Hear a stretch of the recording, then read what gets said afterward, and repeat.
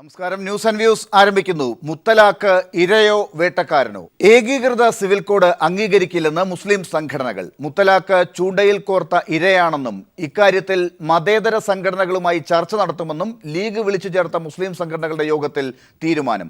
ശരീഅത്ത് സമ്പൂർണ്ണമാണെന്നും ഇപ്പോഴുള്ള ഇസ്ലാമിക നിയമങ്ങൾ തിരുത്തേണ്ട ആവശ്യമില്ലെന്നും യോഗത്തിൽ തീരുമാനമുണ്ടായി. ഈ വിഷയമാണ് ന്യൂസ് ആൻഡ് വ്യൂസ് ഇന്ന് പരിശോധിക്കുന്നത്. ചർച്ചയിൽ പങ്കെടുക്കുന്നത് doctor Fazal Gafoor, Shri A Rahim, Shri V Rajesh, മുസ്ലിം വനിതാ പ്രവർത്തക ശ്രീമതി അമീറ ഐഷ ബീഗം, സമസ്ത നിയമകാര്യ വിഭാഗം പ്രതിനിധിയായി പങ്കെടുക്കുന്നത് മുഹമ്മദ് തോയിബ് മുദവി, ഒപ്പം KNA ഖാദർ എന്നിവർ ചർച്ചയിൽ പങ്കെടുക്കുന്നു. ചർച്ചയിലേക്ക് കടക്കുമ്പോൾ ഒരു ചെറിയ ഇടവേളയിലേക്ക്. മുത്തലാഖ് ഇരയോ വേട്ടക്കാരനോ എന്ന വിഷയമാണ് ചർച്ച ചെയ്യുന്നത്. ഇന്ന് കോഴിക്കോട്ട് മുസ്ലിം ലീഗിൻ്റെ നേതൃത്വത്തിൽ മുസ്ലിം സംഘടനകൾ വിളിച്ചു ചേർത്ത യോഗവുമായി ബന്ധപ്പെട്ടുണ്ടായ തീരുമാനമാണ് ഈ ചർച്ചയ്ക്ക് ഇടയാക്കിയിട്ടുള്ളത്. ഈ ചർച്ചയുടെ ആദ്യഘട്ടത്തിൽ രാഷ്ട്രീയമായി മുത്തലാഖ് ഏത് രീതിയിലാണ് വിവിധ കക്ഷികൾ കാണുന്നത്, മുസ്ലിം സംഘടനകൾ കാണുന്നത് എന്നതാണ് അന്വേഷിക്കുന്നത്. അതിനെ തുടർന്ന് മുസ്ലിം വനിതാ വിഭാഗം പ്രവർത്തകരും സമസ്ത പോലെയുള്ള സംഘടനകളുടെ പ്രതികരണവും അതിനുശേഷം ആണ് ചർച്ച ചെയ്യേണ്ടതായിട്ടുള്ളതും. ഏറ്റവും ആദ്യം ഡോക്ടർ ഫസൽ ഗഫൂർ, ഇന്ന് കോഴിക്കോട്ടെ യോഗത്തിൽ പങ്കെടുത്ത ഒരാളാണ് താങ്കൾ. ഇന്ന് പുറത്തേക്ക് വരുന്ന വാർത്തകൾ അനുസരിച്ച് മുസ്ലിം ലീഗിൻ്റെ നേതാവ് ശ്രീ PK കുഞ്ഞാലിക്കുട്ടി മാധ്യമങ്ങളോട് പറഞ്ഞതായി മനസ്സിലാക്കുന്നത് മുത്തലാഖ് ഉൾപ്പെടെയുള്ള നിയമങ്ങൾ അംഗീകരിക്കുന്നു. ഇത് ഏക സിവിൽ കോഡിൻ്റെ ചൂണ്ടയിൽ കുരുങ്ങിയ ഒരു വിഷയമാണ്. അതിനോട് യോജിക്കാൻ പറ്റില്ല. ഏക സിവിൽ കോഡ് മുന്നോട്ട് കൊണ്ടുപോകാൻ സാധിക്കില്ല. ഈ തീരുമാനത്തെക്കുറിച്ച് ഇനി മതേതര കക്ഷികളുമായി സംസാരിക്കും. ഇതുതന്നെയാണോ അവിടെ കൂടിയ എല്ലാ സംഘടനകളുടെയും വ്യക്തികളുടെയും പൊതുവായ നിലപാട്?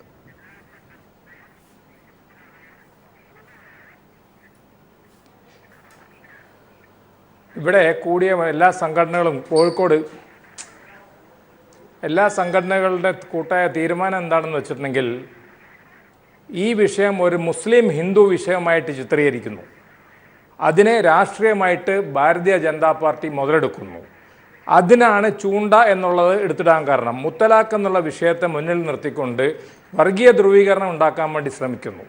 അതിനെ തടുക്കേണ്ടത് മുസ്ലിമുകൾ ഒന്നായിട്ടുള്ള ഒരു വിഷയമല്ല, മറിച്ച് എല്ലാ മതേതര ശക്തികളുമായിട്ട് ചേർന്നുകൊണ്ട്, പ്രത്യേകിച്ച് കേരളത്തെ സംബന്ധിച്ചിടത്തോളം CPM മാതിരിയുള്ള സംഘടനകളും രാഷ്ട്രീയ കക്ഷികളുമായിട്ട് ചേർന്നുകൊണ്ട്, കോൺഗ്രസുമായിട്ട് ചേർന്നുകൊണ്ട്, വടക്കേ ഇന്ത്യയിൽ RJD, JDU തുടങ്ങിയവരായിട്ടൊക്കെ ചേർന്നുകൊണ്ട് വേണം ഇതിനെ നേരിടാൻ.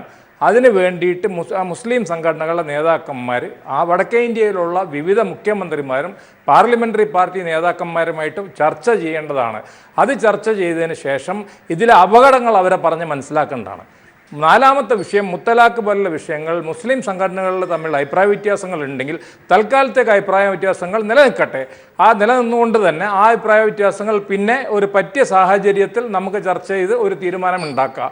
അല്ലാതെ ഇപ്പോൾ ആ അഭിപ്രായ വ്യത്യാസങ്ങൾ മുന്നിലെടുത്തുകൊണ്ട് ഭാരതീയ ജനതാ പാർട്ടിക്ക് ഒരു ചാൻസ്, ഈ കാര്യത്തിൽ ഇടപെടാനായിട്ടുള്ള ഒരു ചാൻസ് കൊടുക്കണ്ട എന്നുള്ളതാണ് തീരുമാനം.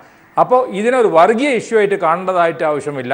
ഇത് ഇവിടെ ഇന്ത്യയുടെ മതപരമായിട്ടുള്ള അവകാശങ്ങളിൽ ഉള്ള ഒരു കടന്നുകയറ്റമായിട്ട് മാത്രം കണ്ടാൽ മതി. മതസംഘടനകൾ തമ്മിലുള്ള അഭിപ്രായ വ്യത്യാസങ്ങൾ പിന്നെ പറഞ്ഞു തീർക്കാം എന്നുള്ളതായിരുന്നു. ഡോക്ടർ ഫസൽ ഗഫൂർ, ഈ ഏക സിവിൽ കോഡിൻ്റെ കാര്യത്തിൽ BJP എടുത്തിരിക്കുന്ന ഇപ്പോഴത്തെ തന്ത്രപരമായ ഒരു നിലപാടിനനുസരിച്ച് നീങ്ങേണ്ടതില്ല, അതിലെ രാഷ്ട്രീയം മനസ്സിലാക്കുന്നു, ആ ചൂണ്ടയിൽ കുരുങ്ങേണ്ടതില്ല എന്ന് പറഞ്ഞുകൊണ്ട് നിങ്ങളുടെ ഈ രാഷ്ട്രീയ നിലപാടുകളിലേക്ക് കടക്കുമ്പോൾ ഈ സമുദായത്തിനകത്തുള്ള ഒരു ശുദ്ധികലശത്തിൻ്റെ ഭാഗമായി മുത്തലാഖിനെക്കുറിച്ച് സമുദായത്തിനകത്തു നിന്ന് തന്നെ വന്നിട്ടുള്ള ചില എതിർപ്പുകളുടെ കൂടി പശ്ചാത്തലത്തിൽ ആ കാര്യം തൽക്കാലം മാറി നിൽക്കട്ടെ എന്നാണോ, അതിനി തീരുമാനം രാഷ്ട്രീയമായി ഉണ്ടാകുന്നതുവരെ ചർച്ച ചെയ്യേണ്ടതേ ഇല്ല എന്നാണോ പൊതുവേ സംഘടനകൾ ഇന്ന് അവിടെ തീരുമാനിച്ചത്?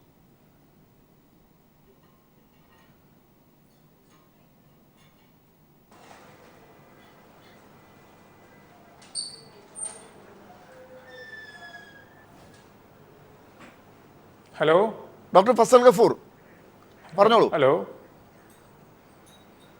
പറഞ്ഞോളൂ ഡോക്ടർ ഫസൽ ഗഫൂർ, ഞാൻ ചോദിച്ചത് ഇപ്പോൾ താങ്കൾക്ക് കേൾക്കാമോ? ക്ലിയർ അല്ല ലൈൻ. ഇപ്പൊ കേൾക്കാമോ? ലൈൻ ക്ലിയർ അല്ല. ഡോക്ടർ ഫസൽ ഗഫൂറിലേക്കുള്ള ലൈൻ ശരിയാക്കിയിട്ട് ഞാൻ തിരിച്ചെത്താം. ശ്രീ വി വി രാജേഷ്, ഇതാണ് ഇന്ന് രാഷ്ട്രീയമായി കോഴിക്കോട്ടെ യോഗത്തിൽ എടുത്തിട്ടുള്ള തീരുമാനം. അതായത് ഈ BJPക്ക് ചില അജണ്ടകളുണ്ട്, അത് നിങ്ങളുടെ ശരീരഭാഷകളിലൂടെ എന്ന് പറഞ്ഞാൽ നിങ്ങൾ നേതാക്കന്മാർ ആരെങ്കിലും കാണുമ്പോൾ ചിരിക്കുന്നതും ഒന്നുമല്ല ഞാൻ ഉദ്ദേശിച്ചത്. നിങ്ങളുടെ പാർട്ടി വിവിധ ഘട്ടങ്ങളിൽ എടുക്കുന്ന നിലപാടുകളും ചർച്ചകളും തന്നെയാണ് ഇതിന് നിദാനമാകുന്നത്. എന്താണ് നിങ്ങൾക്ക് യൂണിഫോം സിവിൽ കോഡിലുള്ള നിങ്ങളുടെ അജണ്ട? നിങ്ങൾ അയോധ്യയിലെ രാമക്ഷേത്രത്തെക്കുറിച്ച് എങ്ങനെയാണ് തീരുമാനങ്ങൾ എടുക്കാൻ ഉദ്ദേശിക്കുന്നത്? അതല്ലെങ്കിൽ കാശ്മീർ വിഷയത്തിൽ നിങ്ങൾ ഭാവിയിൽ എന്ത് കാര്യങ്ങളൊക്കെ തീരുമാനിക്കും? ഇങ്ങനെയൊക്കെയുള്ള പല കാര്യങ്ങളിലും വി വി രാജേഷ് ഇപ്പോൾ ഞാൻ ഈ ചോദ്യം ചോദിക്കുമ്പോൾ ചിരിക്കുന്നത് പോലെ തന്നെ ഈ കാര്യങ്ങളൊക്കെ എങ്ങനെ ഞാൻ അറിഞ്ഞു എന്നുള്ളതായിരിക്കും ചോദിക്കുന്നത്, ഈ ചിരിയുടെ കാരണവും. ഈ രഹസ്യങ്ങളൊക്കെ അറിയാവുന്ന ആളുകളാണ് ഈ രാജ്യത്തെ രാഷ്ട്രീയ പാർട്ടികളൊക്കെ തന്നെ. അത് മനസ്സിലാക്കിക്കൊണ്ടാണ് ആ ചൂണ്ടയിൽ തൽക്കാലം കുരുങ്ങുന്നില്ല. ഈ ലോ കമ്മീഷൻ്റെ ചോദ്യാവലിയിൽ ഞങ്ങൾ ഉത്തരം പറയാൻ പോകുന്നില്ല. തൽക്കാലം മുത്തലാഖ് ഒരു വിഷയം ഞങ്ങളുടെ സമുദായത്തിനകത്തുള്ളതാണെങ്കിൽ ഞങ്ങൾ തമ്മിൽ ചർച്ച ചെയ്യട്ടെ, ആ തീരുമാനം ഞങ്ങൾ സൗകര്യം പോലെ എടുക്കാം, നിങ്ങളിപ്പോൾ അതിനകത്തൊരു തീരുമാനം എടുപ്പിക്കേണ്ട എന്ന് പറഞ്ഞു പോകുമ്പോൾ എന്താണ് നിങ്ങളുടെ ഇപ്പോഴത്തെ യൂണിഫോം സിവിൽ കോഡിലേക്കുള്ള യാത്രയിൽ തടസ്സങ്ങളായി വല്ലതും കാണുന്നുണ്ടോ? ഇവിടെ താങ്കൾ ചോദിച്ച എല്ലാ വിഷയത്തിലും ആർട്ടിക്കിൾ 370 ആവട്ടെ, അയോധ്യ വിഷയമാവട്ടെ, ഏകീകൃത സിവിൽ കോഡാവട്ടെ, മുത്തലാഖാവട്ടെ, ഇതിൽ ഭാരതീയ ജനതാ പാർട്ടിക്ക് പതിറ്റാണ്ടുകളായി ഞങ്ങളുടെ ജനസംഘത്തിനായാലും BJPക്കായാലും വളരെ വ്യക്തമായുള്ള സ്റ്റാൻഡുണ്ട്. ആ സ്റ്റാൻഡ് ഒന്നും രഹസ്യമല്ല, വളരെ പരസ്യമായിട്ട് തെരഞ്ഞെടുപ്പ് വേളയിലാണെങ്കിലും അല്ലാത്ത സമയത്താണെങ്കിലും ഒക്കെ ഞങ്ങൾ പരസ്യമായി ആ നിലപാട് പറഞ്ഞുകൊണ്ടാണ് പ്രവർത്തനം മുന്നോട്ട് പോകുന്നത്. ഇവിടെ ബഹുമാനപ്പെട്ട ശ്രീ ഫസൽ ഗഫൂർ അവർ പറഞ്ഞതുപോലെ ഇതൊരു BJPയുടെ വിഷയമല്ല, ഇത് യൂണിയൻ ഗവൺമെൻറ്റിൻ്റെ, രാജ്യം ഭരിക്കുന്ന ഒരു ഗവൺമെൻറ് സുപ്രീം കോടതിയിലും പൊതുസമൂഹത്തിലും സ്വീകരിക്കേണ്ട ഒരു നിലപാടാണ്. സ്വാഭാവികമായും BJP രാജ്യഭരണത്തിന് നേതൃത്വം കൊടുക്കുന്നു എന്ന് പറയുമ്പോഴേക്കും BJPയുടെ നിലപാടുമായി അത് കണക്ട് ചെയ്യപ്പെട്ടിരിക്കും, അത് വേർതിരിക്കാൻ സാധിക്കുകയില്ല.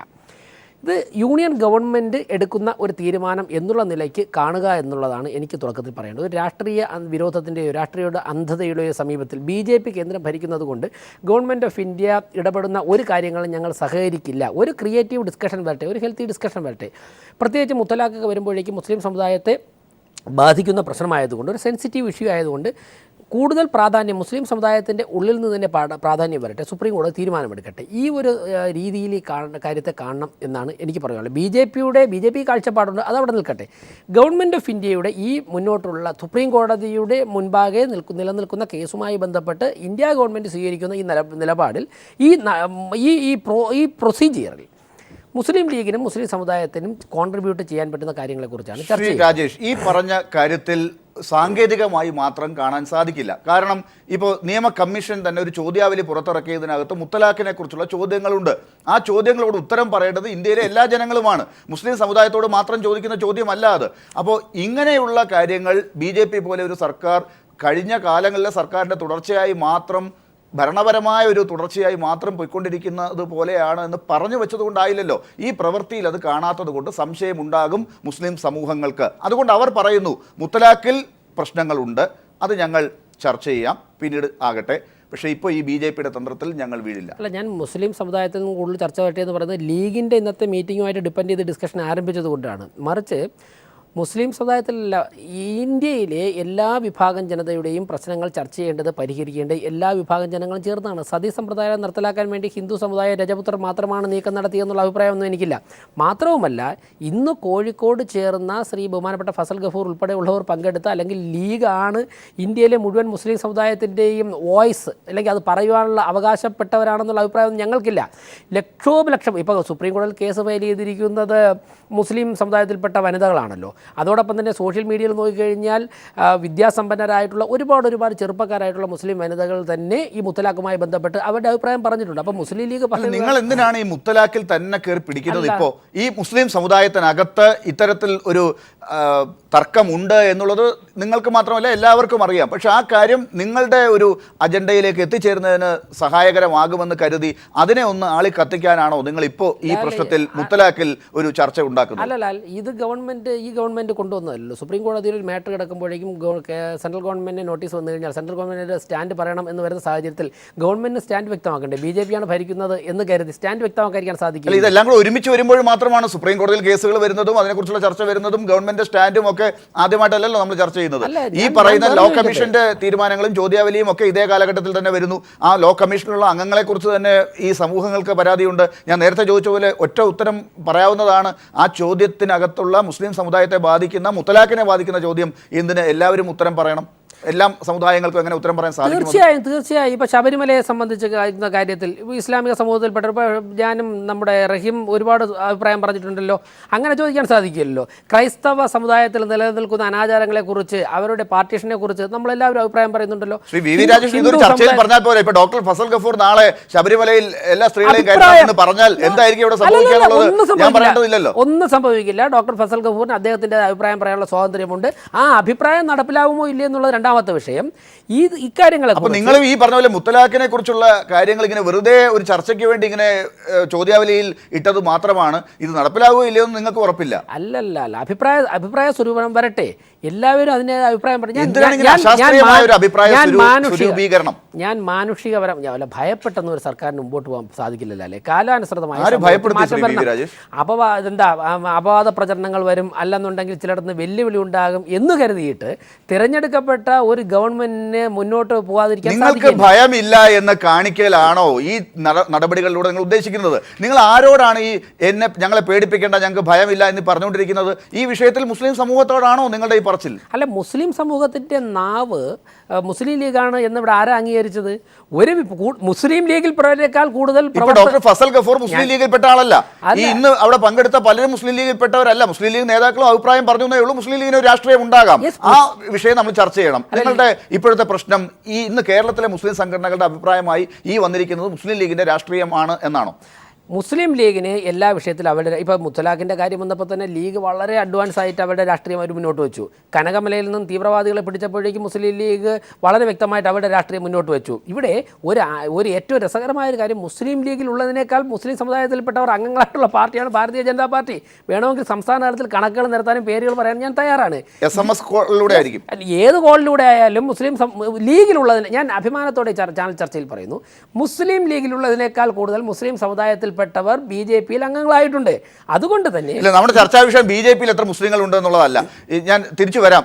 നേരത്തെ ഡോക്ടർ ഫസൽ ഗഫൂറിന്റെ ലൈനിൽ ചില പ്രശ്നങ്ങൾ ഉണ്ടായതുകൊണ്ടാണ്. ഫസൽ ഗഫൂർ, ഞാൻ ഇപ്പം വി രാജേഷ് കൂടി ഈ കാര്യത്തിൽ മറുപടി പറഞ്ഞത് വെച്ച് താങ്കൾ ഇന്നത്തെ ചർച്ചയിൽ വിവിധ സംഘടനകൾ എടുത്ത നിലപാടുകളിൽ മുത്തലാഖ് ഒരു ചർച്ചാ വിഷയമായതുകൊണ്ട് ഞാൻ അതിൽ തന്നെ ഒന്ന് സ്ട്രെസ് ചെയ്യുകയാണ്. നമുക്ക് യൂണിഫോം സിവിൽ കോഡ് രണ്ടാമത് എടുക്കാം. ഈ മുത്തലാഖ് വിഷയത്തിൽ ഈ തീരുമാനം ഉണ്ടാകണം എന്ന് തന്നെയാണ് BJP ഇപ്പോൾ ആഗ്രഹിക്കുന്നത്. അവരുടെ ചർച്ച ആ വഴിക്ക് പോകണമെന്ന് തന്നെയാണ് അവരുടെയും നിലപാടുകളിൽ നിന്ന് മനസ്സിലാകുന്നത്. ആ കാര്യത്തിൽ നിങ്ങൾ ചൂണ്ടയിൽ കുരുങ്ങാൻ തയ്യാറല്ലെങ്കിൽ അത് നിങ്ങളുടെ സമൂഹത്തിനകത്തു തന്നെ വീണ്ടും വലിയ പ്രശ്നങ്ങൾ ഉണ്ടാക്കില്ലേ? മുത്തലാഖിനെ എതിർക്കുന്നവർ നിങ്ങൾക്ക് തലവേദന ഉണ്ടാക്കില്ലേ? ആദ്യം തന്നെ ഞാൻ കാര്യം പറയട്ടെ. ഇവിടെ മുത്തലാഖിനെതിരായിട്ട് സംസാരിക്കുന്ന ആരാണ്? നരേന്ദ്രമോദിയാണ്. നരേന്ദ്രമോദി ഗുജറാത്ത് കലാപത്തിന് ശേഷം കലാപത്തിൽ എത്ര ആയിരക്കണക്കിന് മുസ്ലിം സ്ത്രീകൾ മാനഭംഗപ്പെട്ടു, എത്ര പേര് മരിച്ചു, എത്ര കുട്ടികൾ മരിച്ചു, അവരെ പറ്റിയിട്ടൊന്നും അന്ന് പട്ടിക്കുട്ടി എന്നങ്ങാണ്ടാണ് വിളിച്ചത്, കറക്റ്റ് വേർഡ്സ് എനിക്ക് ഓർമ്മയില്ല. ആ വ്യക്തി ഇന്ന് ഉത്തർപ്രദേശിൽ മുഴുവൻ നടന്ന് പറയുകയാണ്, അദ്ദേഹം ഹിന്ദു ഓഡിയൻസിനോട് പറയുന്നത് എന്തെന്ന്, മുത്തലാഖ് നമുക്ക് നിരോധിക്കണം. ഞാൻ ചോദിക്കട്ടെ, ഹിന്ദു സമുദായത്തിൽ എന്തൊക്കെ അനാചാരങ്ങളുണ്ട്? ഇപ്പോൾ ഉദാഹരണമായിട്ട് ഈ ജ്യോത്സ്യം എന്ന് പറഞ്ഞിട്ടുള്ള സംഭവത്തിൻ്റെ പേരിൽ ലക്ഷക്കണക്കിന് ഹിന്ദു സ്ത്രീകൾ ചൊവ്വാദോഷവും ബുധൻദോഷവും ഒക്കെ ആയിട്ട് അവർ വീട്ടിലിരിക്കുന്നുണ്ട്. അത് ഭരണഘടനയിൽ വളരെ വ്യക്തമായിട്ട് പറഞ്ഞിട്ടുണ്ട്. We shall strive to improve scientific temper എന്ന് പറയുന്നുണ്ട്. ആ ആസ്ട്രോളജിയിൽ എന്തെങ്കിലും സയൻറ്റിഫിക് ടെമ്പർ ഉണ്ടോ എൻ്റെ ലാലെ? അപ്പോൾ അതനുസരിച്ച് അപ്പോൾ അത് അവിടെ കട്ടെ. ഇനിയിപ്പോൾ ക്രിസ്ത്യൻ സമുദായത്തിൽ എന്തൊക്കെയുണ്ട്, തെമ്മാടിക്കുഴി എന്ന് പറഞ്ഞിട്ടുള്ള പ്രശ്നമുണ്ട്, മനസ്സിലല്ലേ? നമ്മുടെ പ്രധാനപ്പെട്ട വലിയ നേതാക്കന്മാരൊക്കെ പിതാക്കന്മാർ പലരും തെമ്മാടിക്കുഴി കിടക്കുന്ന പറയുന്നത്, മനസ്സിലെ? അത് ആ സമുദായത്തിൽ ഒരു കാര്യം നമുക്ക് ചെയ്യാൻ പറ്റില്ല. പള്ളിയുടെ ഒരു അനുവാദമില്ലാതെ വിവാഹമോ മറ്റോ ഇവിടെ ഞങ്ങളെ സംബന്ധിച്ചിടത്തോളം ഇതൊന്നൊരു പ്രശ്നമല്ല. പാലോളിയും കരീമും ഒക്കെ മുസ്ലിമുകളും കമ്മ്യൂണിസ്റ്റുകാരല്ലേ, അവരുടെ അടുത്ത് ഇതാ റഹീം ഇരിക്കുന്നു, മനസ്സിലല്ലേ? റഹീം തോന്നിയോടത്ത് പോയി റഹീം കല്യാണം കഴിച്ച് റഹീം സുഖമായിട്ട് ഇവിടെ ജീവിച്ചു പോകണം, ആരും ഒന്നും ചെയ്യാൻ പോകുന്നില്ല. മുസ്ലിം സമുദായത്തിനെ സംബന്ധിച്ചിടത്തോളം ഒരു ലോ എന്ന് പറഞ്ഞിട്ടുള്ള ഒരു സംഭവം വരാൻ പോകുന്നത് മെയിൻലി ഞാൻ ചോദിക്കട്ടെ, നമ്മുടെ ഇതുണ്ടല്ലോ സ്പെഷ്യൽ മാരേജ് ആക്ടിൽ ഇവിടെ ഇനി പോട്ടെ, അത് പോട്ടെ, ഷാബാനു കേസിന് നടന്നിട്ടുള്ള ശേഷം നടന്നിട്ടുള്ള പല വിധികളും നമ്മൾ പരിശോധിച്ചിട്ടുണ്ടെങ്കിൽ ഈ മെയിൻ്റനൻസിൻ്റെ കാര്യത്തിലൊക്കെ ന്യായപൂർവ്വമായിട്ടുള്ള തീരുമാനങ്ങൾ എടുത്തിട്ടില്ലേ? അപ്പോൾ ഇതൊന്നുമല്ല ഇഷ്യൂ. ഇവിടെ ഇഷ്യൂ എന്ന് പറഞ്ഞിട്ടുണ്ടെങ്കിൽ മുത്തലാഖാണ് എന്നുള്ളൊരു ഇഷ്യൂ. കേരളത്തിലെ കണക്കുകൾ നമ്മുടെ അസംബ്ലിയിൽ ശ്രീ പിണറായി വിജയൻ വെച്ചില്ലേ? മലപ്പുറം ജില്ലയിൽ പറയുമ്പോഴും ഒരു പ്രശ്നമുണ്ട്. മുത്തലാഖിനെ കുറിച്ച് ഇന്നിപ്പോ ശ്രീ പി കെ കുഞ്ഞാലിക്കുട്ടി പറഞ്ഞതിൽ നിന്ന് മനസ്സിലാകുന്നത്, ഇന്ന് അവിടുത്തെ യോഗത്തിൽ നിന്ന് എടുത്ത തീരുമാനം എന്നുള്ള നിലയ്ക്ക് പുറത്തേക്ക് വന്നതിൽ നിന്ന് മനസ്സിലാകുന്നത്, മുത്തലാഖ് പോലെയുള്ള പല കാര്യങ്ങളിലും ശരീഅത്ത് നിയമങ്ങൾ ഇപ്പോൾ ഇസ്ലാമിക നിയമങ്ങൾ എങ്ങനെയൊക്കെയാണ് മുന്നോട്ട് പോകുന്നത് ആ കാര്യങ്ങളൊക്കെ അതുപോലെ തുടരും എന്ന് പറയുമ്പോൾ പൊതുസമൂഹത്തിന് മുന്നിൽ BJPയുടെ വാദങ്ങൾക്ക് ചില ബലം കിട്ടലുകൾ ഉണ്ടാകില്ലേ? ഇല്ല, അത് മുത്തലാഖ് രണ്ട് രീതിയിലുണ്ട്. അതാണ് ഈ ആൾക്കാർക്ക് മനസ്സിലാകാത്തത്. ഈ മുത്തലാഖ് എന്ന് പറഞ്ഞാൽ ഒറ്റയടിക്ക് പറയുന്ന തലാഖ്. ഉദാഹരണം, കേരളത്തിലെ മുജാഹിദ്, ജമായത്ത്, MES ഈ സംഘടനകൾ അത് അംഗീകരിക്കുന്നില്ല. അതേസമയം സുന്നി സംഘടനകൾ അംഗീകരിക്കുന്നുണ്ട്. ഞങ്ങൾ വിശ്വസിക്കുന്ന എന്താണെന്ന് വെച്ചിട്ടുണ്ടെങ്കിൽ ഘട്ടം ഘട്ടമായിട്ട് 3 മാസങ്ങളിലെ ഘട്ടങ്ങളായിട്ട്, അതിൻ്റെ ഡീറ്റെയിലോട്ട് ഞാൻ പോകുന്നില്ല, അപ്പുറത്തും ഇപ്പുറത്തുള്ള മധ്യസ്ഥന്മാർ, അതിനുശേഷം ഫൈനൽ സെറ്റിൽമെൻറ്റ്, ആ സെറ്റിൽമെൻറ്റിൽ മെഹർ തിരിച്ചു കൊടുക്കേണ്ടതായിട്ടില്ല. അതേമാതിരി തന്നെ സ്ത്രീധനമായിട്ട് വല്ലതും, സ്ത്രീധനം ഇസ്ലാമിലില്ല, അത് വല്ലതും വാങ്ങിച്ചിട്ടുണ്ടെങ്കിൽ തിരിച്ചു കൊടുക്കണം. പിന്നെ സെറ്റിൽമെൻ്റ് ഉണ്ട്. ഈ കാര്യങ്ങളിലൂടെ പോകണം എന്നാണ് അവർ ഈ മുത്തലാഖ് എന്നുള്ള വാക്ക് കേൾക്കുമ്പോൾ നിങ്ങൾ വിചാരിക്കുന്നത് ഒരു തരം മുത്തലാഖുള്ളൂ എന്ന്. 2 തരം മുത്തലാഖാണ് ഇവിടെ നമ്മൾ ചർച്ച ചെയ്തുകൊണ്ടിരിക്കുന്നത്. അത് മതസംഘടനകൾ തമ്മിൽ അഭിപ്രായ വ്യത്യാസമുണ്ട്, ഒരു തർക്കവുമില്ല. ഞാൻ നേരത്തെ പറഞ്ഞ ആ അഭിപ്രായ വ്യത്യാസങ്ങൾ മതസംഘടനകൾ തമ്മിൽ പറഞ്ഞു തീർക്കട്ടെ എന്നുള്ളതാണ്. അതാണ് ഞാൻ നേരത്തെ ചൂണ്ടിക്കാണിച്ച് എല്ലാ വേണ്ട, ഞാൻ CPMൻ്റെ പ്രമേയത്തിലോട്ട് വരാം. ഈ വിഷയത്തെ പറ്റിയിട്ട് CPM പോളിറ്റ് ബ്യൂറോ എടുത്ത തീരുമാനം എന്താ വെച്ചാൽ, എല്ലാ മതങ്ങളിലും ഇത്തരത്തിലുള്ള ചില പ്രശ്നങ്ങളുണ്ട്, അതെല്ലാം സോർട്ട് ഔട്ട് ചെയ്യണം, എല്ലാവരുമായിട്ട് ചർച്ച ചെയ്തുകൊണ്ടും മനസ്സിലല്ലേ, അതിന് ശേഷം മാത്രമേ നിയമനിർമ്മാണം പാടുള്ളൂ. പ്രത്യേകിച്ച് ഭാരതത്തിൻ്റെ ബഹുസ്വരത കണക്കിലെടുത്തുകൊണ്ടും ഭാരതത്തിലെ വിവിധ ജാതി ഗോത്രങ്ങൾ മനസ്സിലല്ലേ, ഈ ബഹുഭാരിത്വത്തെ പറ്റി പറയുന്നില്ലേ? ഇപ്പോൾ രാജേഷ് അവിടെ ഇരിക്കുന്നുണ്ടല്ലോ, രാജേഷിൻ്റെ പാർട്ടി ഇപ്പോൾ സപ്പോർട്ട് ചെയ്തുകൊണ്ടിരിക്കുന്ന അരുണാചൽ പ്രദേശിലെ മുഖ്യമന്ത്രി ഇപ്പോൾ അദ്ദേഹം മരിച്ചതിന് ശേഷം അദ്ദേഹത്തിൻ്റെ 3ാമത്തെ ഭാര്യയാണ് ഇത്തവണ BJPയുടെ സപ്പോർട്ടോടുകൂടി NDA സപ്പോർട്ടോടുകൂടി ഇപ്പോൾ ഇലക്ഷൻ മത്സരിക്കാൻ പോകുന്നത്. അപ്പോൾ ഡോക്ടർ ഫസൽ ഗഫൂർ, ആ വിഷയത്തിലേക്ക് നമുക്ക് തിരിച്ചു വരാം. അതിനു മുമ്പ് ശ്രീ A റഹീം, ഇപ്പോൾ CPMൻ്റെ ഔദ്യോഗിക നിലപാടിനെ കുറിച്ച് ഡോക്ടർ ഫസൽ ഗഫൂർ ഇപ്പോൾ സൂചിപ്പിച്ചു. ഈ പറഞ്ഞ കാര്യത്തിൽ മുത്തലാഖ് എന്നുള്ള കാര്യത്തിലാണ് CPM ഒരു കൃത്യമായ നിലപാട് ഇപ്പോൾ എടുത്തത്. ഇവിടെ യൂണിഫോം സിവിൽ കോഡും മുത്തലാഖും എല്ലാം ഒരുമിച്ച് ചർച്ചാ വിഷയമാകുന്ന ഒരു മുഹൂർത്തമാണ് എത്തിയിരിക്കുന്നത്. അതാണ് BJP അറിഞ്ഞോ അറിയാതെയോ അവർക്കും കൂടി പ്രയോജനപ്രദമാകുന്ന രീതിയിലേക്ക് ആക്കാൻ ശ്രമിക്കുന്നതും. ഈ VV രാജേഷും മുത്തലാഖിനെ എതിർക്കുന്നു, CPMും മുത്തലാഖിനെ എതിർക്കുന്നു. ഇപ്പോൾ ഡോക്ടർ ഫസൽ ഗഫൂർ പറഞ്ഞതനുസരിച്ച് അവരുടെ ഇടയിലും ആ തർക്കമുണ്ട്. എങ്ങനെയാണ് CPM ഈ കാര്യത്തിൽ വേറിട്ട് നിൽക്കുന്നത്? ഏക സിവിൽ കോഡ് എന്ന് പറയുന്ന ഒരു അജണ്ട ഇന്ത്യയിൽ BJP എപ്പോഴും രാഷ്ട്രീയമായി അതിൻ്റെ ഉപയോഗം ചെയ്ത പാർട്ടിയാണ്. അത് ശ്രീ VV രാജേഷ് എന്ത് പറഞ്ഞാലും ഞാനതിൻ്റെ ഒരു ചരിത്രം പറയാം. ഞാൻ കുറച്ച് ഫാക്ട് ബേസ്ഡ് സംസാരിക്കുന്നതായിരിക്കും നല്ലതെന്ന് തോന്നുന്നു. BJP 2 സീറ്റ് മാത്രമായിരുന്നു ഇന്ത്യൻ പാർലമെൻറ്റിലുണ്ടായിരുന്നത്. അത് 89ആയി കുതിച്ചുയർന്നത് 9ാമത് ലോക്സഭയിലേക്ക് നടന്ന തിരഞ്ഞെടുപ്പിലാണ്, 1989. 1985 ഷബാനുബിഗം കേസിൽ നിർണായകമായ വിധി വരുന്നത്. രാജീവ് ഗാന്ധി അതിനെ മറികടക്കുന്നതിന് വേണ്ടി 86 നിയമനിർമ്മാണം കൊണ്ടുവന്നു. ആ ഘട്ടത്തിലാണ് ഇന്ത്യ ഇതിനു മുമ്പ് ഏക സിവിൽ കോഡ് എന്ന വിഷയത്തിലൂന്നി ശക്തമായ ചർച്ച നടന്നത്. ആ ചർച്ച ഏതെങ്കിലും തരത്തിലുള്ളൊരു യൂണിഫോം സിവിൽ കോഡ് വരുന്നതിനോ പ്രൊഡക്റ്റീവായൊരു ഡിസ്കഷനോ ആയിരുന്നില്ല, മറിച്ച് BJPക്ക് രാഷ്ട്രീയ ലാഭം കൊയ്യാൻ കഴിയുമാറ് കൃത്യമായ വർഗീയ ധ്രുവീകരണം ഇന്ത്യയിൽ സൃഷ്ടിച്ച തിരഞ്ഞെടുപ്പായിരുന്നു. അത് സാഹചര്യമായിരുന്നു. ആ സാഹചര്യത്തിൽ നടന്ന തിരഞ്ഞെടുപ്പിലാണ് BJPക്ക് 89 എന്ന സീറ്റിലേക്ക് എത്തിച്ചേരാനായത്. അതിൻ്റെ തുടർച്ചയായിട്ടാണ് പിന്നീട് 91 രാമജന്മഭൂമി വിഷയം എടുക്കും. 90 രാമജന്മഭൂമി വിഷയം രഥയാത്ര, 91 അവർക്ക് ആദ്യമായി 100 സീറ്റ് കടക്കുന്നു BJP. അത് ഏറ്റവും കമ്മ്യൂണൽ സെൻസിറ്റീവായ സ്റ്റേറ്റ് എന്ന് നമുക്ക് വിശേഷിപ്പിക്കാവുന്ന, അതേസമയം ഇന്ത്യയിൽ ഏറ്റവും അധികം ഡിസൈഡിങ് ഫാക്ടറായ സ്റ്റേറ്റ് എന്ന് പറയാവുന്ന യു പി. ആ യു പിയിലേക്ക് വാ. 1984 തിരഞ്ഞെടുപ്പിൽ യു പിയിൽ ആകെയുള്ള 84 സീറ്റിൽ 82 സീറ്റും കോൺഗ്രസിനായിരുന്നു, ബി ജെ പിക്ക് 0 89 വരുമ്പോൾ ആ കോൺഗ്രസിൻ്റെ സീറ്റ് 13 ചുരുങ്ങി, ബി ജെ പിക്ക് 8 സീറ്റായി. ഇത് അടുത്ത് വാ, 91 തിരഞ്ഞെടുപ്പ്. ആ 91 തിരഞ്ഞെടുപ്പിൽ ബി ജെ പിക്ക് ഉത്തർപ്രദേശിൽ 51 സീറ്റായി കുതിച്ചുയർന്നു, കോൺഗ്രസ്സിന് വെറും 5 സീറ്റായി കുറഞ്ഞു. ഏറ്റവും ഒടുവിൽ 2014, ഇപ്പോൾ ഈ 2014 ഞാൻ പറയാൻ കാരണം, ഈ 2009 വരുമ്പോൾ തൊട്ടുമുമ്പിൽ 2009 തിരഞ്ഞെടുപ്പ് വരുമ്പോൾ ബി ജെ പിക്ക് അവിടെ വെറും 10 സീറ്റാണ് ഉണ്ടായിരുന്നത്, കോൺഗ്രസ്സിന് 22 സീറ്റുണ്ടായിരുന്നു. അതിനുശേഷം 2014 തിരഞ്ഞെടുപ്പിൽ ശ്രീ അമിത്ഷാ നേരിട്ട് എൻ്റെ ചുമതല ഏറ്റെടുത്തു. യു പിയുടെ ചരിത്രത്തിൽ, ഞാൻ എൻ്റെ കണക്കുണ്ട്, ഞാൻ എല്ലാം വിശദീകരിക്കുന്നില്ല, യു പിയുടെ ചരിത്രത്തിലെ ഏറ്റവും വലിയ കമ്മ്യൂണൽ റൈറ്റ്സ് നടന്നു. 596 കമ്മ്യൂണൽ റൈറ്റ്സ് നടന്നതായിട്ടുള്ള രേഖ ഇന്ത്യയുടെ നാഷണൽ ക്രൈം റിക്കോർഡ് ബ്യൂറോയുടെ കണക്കാണ് എൻ്റെ കയ്യിലിരിക്കുന്നത്. 596 കമ്മ്യൂണൽ ഇൻസിഡൻസ് നടന്നു. അതിൽ 2014 മാത്രം ഒരൊറ്റ വർഷം കൊണ്ട് ഇതിൻ്റെ പകുതിയിലേറെ നടന്നു എന്നാണ് അതിൻ്റെ കണക്ക്. ഞാൻ വിശദാംശങ്ങളിലേക്ക് പോകുന്നില്ല. അതിൻ്റെ ഗുണം ബി ജെ പിക്ക് ഉണ്ടായി. അമിത്ഷായുടെ ഒരു കെമിസ്ട്രി അവിടെ വർക്കൗട്ടായി. അതിൻ്റെ ഗുണം എന്താ? 2009 10 സീറ്റ് ഉണ്ടായിരുന്ന ബി ജെ പിക്ക് 80 71 സീറ്റും സ്വന്തമാക്കാൻ കഴിഞ്ഞു. കോൺഗ്രസ് 2 സീറ്റിലേക്ക് ചുരുങ്ങി. ഇന്ത്യൻ ഭരണം അവർക്ക് ഉറപ്പിക്കാനായി. ഇതിൻ്റെ ഒരു എക്സ്റ്റൻഷനാണ് വരാൻ പോകുന്ന യു പി തിരഞ്ഞെടുപ്പ്, വരാൻ പോകുന്ന ഗുജറാത്ത് തിരഞ്ഞെടുപ്പ്, അതിനുശേഷം ഇന്ത്യയിൽ നടക്കാൻ പോകുന്ന ലോക്സഭാ തിരഞ്ഞെടുപ്പ്. RSS ഇന്ത്യയിൽ കാണുന്നത് ഒരു ലോങ് ടൈം പ്രോഗ്രാമാണ്. നാഗ്പൂർ കാണുന്നത് ഒരു ഷോർട്ട് ടൈം പ്രോഗ്രാമല്ല, ഒരു ലോങ് ടൈം പ്രോഗ്രാമാണ്. നേരത്തെ ലാൽ പറഞ്ഞ കാര്യങ്ങൾ, നേരത്തെ ശ്രീ ബിബി രാജ് തന്നെ അഡ്മിറ്റ് ചെയ്തതുപോലെ, ബാബറി മസ്ജിദ് ആകട്ടെ, ഏക സിവിൽ കോഡാകട്ടെ, കാശ്മീർ ആകട്ടെ, ഇന്ത്യയുടെ ഭരണഘടനയുടെ ഫെഡറൽ സ്വഭാവവുമായി ബന്ധപ്പെട്ടാകട്ടെ, ഈ വ്യക്തമായൊരു കാഴ്ചപ്പാട് ബി ജെ പിക്കുണ്ട്. അതൊരു ഷോർട്ട് ടൈം അല്ല, ലോങ് ടൈമാണ്. ആ ലോങ് ടൈം പ്രോസസ്സിലേക്ക് പോകണമെങ്കിൽ ഇപ്പോൾ ഇന്ത്യയിൽ ലോക്സഭയിൽ മാത്രമാണ് ബി ജെ പിക്ക് ഭൂരിപക്ഷമുള്ളത്, രാജ്യസഭയിലില്ല. നിയമനിർമ്മാണത്തിനും ഭേദഗതിക്കും ഒരുപാട് തടസ്സങ്ങളുണ്ട്.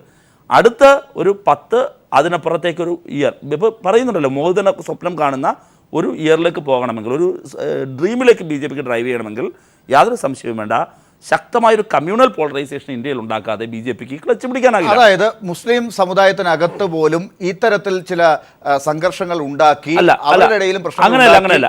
അതല്ല. ഇപ്പോൾ മുത്തലാഖുമായി ബന്ധപ്പെട്ട എൻ്റെ വേറൊരു ഇഷ്യൂ ആയിട്ട് ഞാൻ കാണുകയാണ്. ഏക സിവിൽ കോഡ് എന്നൊരു അജണ്ട ചർച്ചയ്ക്ക് വെക്കുകയും ലോ കമ്മീഷനെ കൊണ്ടുവരികയും അത് സുപ്രീം കോടതിയിൽ വരുന്നതിൻ്റെ ഭാഗമായി വരുന്നൊരു സ്വമേധയാ വരുന്ന ഒരു കാര്യമായിട്ടും ഒന്നും ഞാനതിനെ കാണുന്നില്ല. ബി ജെ പിയുടെ സങ്കുചിതമായ പൊളിറ്റിക്കൽ അജണ്ടയാണ്. ആ അജണ്ടയ്ക്ക് നിദാനമായ കാര്യവും ചരിത്രവുമാണ് ഞാൻ പറഞ്ഞത്. ഇവിടെ മുത്തലാഖുമായി ബന്ധപ്പെട്ട് CPM-ൻ്റെ നിലപാട് അതുകൊണ്ട് തന്നെ ഏക സിവിൽ കോഡ് രാഷ്ട്രീയ ലാഭം കൊയ്യുന്നതിനുള്ള പൊളിറ്റിക്കൽ കാർഡ് മാത്രമാണ്. ഇതാണ് ഞങ്ങളുടെ നിലപാട്. മുത്തലാഖുമായി ബന്ധപ്പെട്ട് വിവിധ കമ്മ്യൂണിറ്റിക്കുള്ളിൽ സ്വാഭാവികമായും കാലാനുസൃതമായ പരിഷ്കരണങ്ങൾ ഉണ്ടാകേണ്ടതുണ്ട്. അത് ഒരുപാടുണ്ടായിട്ടുണ്ട്. ഇപ്പോൾ മുസ്ലിം സമുദായത്തിനകത്ത് കൃത്യമായ ഫത്വകളുണ്ടായിരുന്നല്ലോ. മോഡേൺ എഡ്യൂക്കേഷൻ പാടില്ല, എഡ്യൂക്കേഷനിലേക്ക് ആളുകൾ വന്നില്ലേ. ഒരുപാട് തരത്തിലുള്ള ഒരു റിഫോർമേഷൻ മൂവ്മെൻറ്റ് വളരെ കൃത്യമായി ഇസ്ലാം എപ്പോഴും നടന്നിട്ടുണ്ട്. അത് തുടർ പ്രക്രിയയായി തുടർന്നുകൊണ്ടിരിക്കുകയാണ്. ശ്രീ ഫസൽ ഗഫൂറിനെ പോലുള്ളവർ ആ സമുദായത്തിനകത്ത് അത്തരം പ്രോഗ്രസീവായ ചുവടുവയ്പ്പുകൾക്ക് പലപ്പോഴും ഇന്ധനം പകർന്നിട്ടുള്ള ആളുമാണ്. ആ അർത്ഥത്തിൽ ഫസൽ ഗഫൂറിനെ ഞാൻ ബഹുമാനിക്കുന്ന ഒരാളാണ്. തീർച്ചയായിട്ടും. പക്ഷേ ഡോക്ടർ ഫസൽ ഗഫൂർ ഉൾപ്പെടെ പങ്കെടുത്ത ഇന്ന് മുസ്ലിം സംഘടനകളുടെ ഒരു മീറ്റിംഗ് വിളിച്ചു കൂട്ടിയത് മുസ്ലിം ലീഗാണ്. അതിൽ നിന്ന് INL-ഉം AP വിഭാഗവും മാത്രമാണ് പങ്കെടുത്തില്ല എന്ന് ഞാൻ മനസ്സിലാക്കുന്നത്. ഈ പറഞ്ഞ വിഭാഗങ്ങളുടെ തീരുമാനമായി ഏറ്റവും ഒടുവിൽ ഫസൽ ഗഫൂറിന് പൊതുവേ തന്നെ നേരത്തെ പറഞ്ഞൊരു ചില നിലപാടുകളുണ്ട്, അതും കൂടി ചേർത്ത് അദ്ദേഹം ഇപ്പോൾ ഇത് അവതരിപ്പിച്ചിട്ടുമുണ്ട്. ഒരുപക്ഷെ അവിടെ ഏറ്റവും കൂടുതൽ അത് വ്യക്തമായി അവതരിപ്പിച്ച ആളും ഡോക്ടർ ഫസൽ ഗഫൂർ ആയിരിക്കണം. പക്ഷേ പുറത്തേക്ക് മുസ്ലിം ലീഗ് എന്ന പാർട്ടിയിൽ നിന്ന് വന്ന ചില പ്രതികരണങ്ങൾ നോക്കുക. ഇത് പുറത്തേക്ക് അകത്ത് സമുദായത്തിനകത്ത് ചില മാറ്റങ്ങൾ പരിഷ്കരണം ഒരു ശ്രമം നടക്കുന്നത് പോലുമില്ല. ശ്രീ വി വി രാജേഷ് നേരത്തെ പറഞ്ഞൊരു കാര്യമുണ്ട്. മുസ്ലിം സമുദായത്തിൻ്റെ കുത്തവകാശം ലീഗിനാണെന്ന് ഞങ്ങൾ കരുതുന്നില്ല. ഹിന്ദു പാർട്ടിയുടെ കുത്തവകാശം BJP-ക്കുമല്ല, RSS-നുമല്ല. മുസ്ലിം സമുദായത്തിൻ്റെ കുത്തവകാശം ലീഗിന് അല്ല, ഒരിക്കലുമല്ല, യാതൊരു സംശയവും വേണ്ട. ഇവിടെ മുസ്ലിം റിഫോർമേഷനുമായി ബന്ധപ്പെട്ട് അതിനകത്ത് നടക്കുന്ന സംവാദങ്ങൾ വളരെ പ്രസക്തമാണ്. അത് ചില കൂട്ടർ ഇപ്പോഴും അതിൽ നിന്ന് പിന്തിരിഞ്ഞെടുക്കുകയാണ്. ഇപ്പോൾ ലീഗിന് എത്ര കണ്ട് പിന്തിരിപ്പിനാണ് ലീഗിൻ്റെ ഈ നിലപാട്, എത്ര കണ്ട് RSS-ന് ഇന്ധനം പകരുന്നു എന്നുള്ളതാണ് യഥാർത്ഥത്തിൽ നമ്മൾ മനസ്സിലാക്കേണ്ടത്. യാതൊരു സംശയവും വേണ്ട, മുത്തലാഖിനെ പിന്തുണയ്ക്കുന്ന, ഇപ്പോൾ 2 തരം തലാഖുണ്ട് എന്നുള്ള വ്യക്തമായിട്ട് അറിയാവുന്ന ഒരാളാണ് ഞാൻ.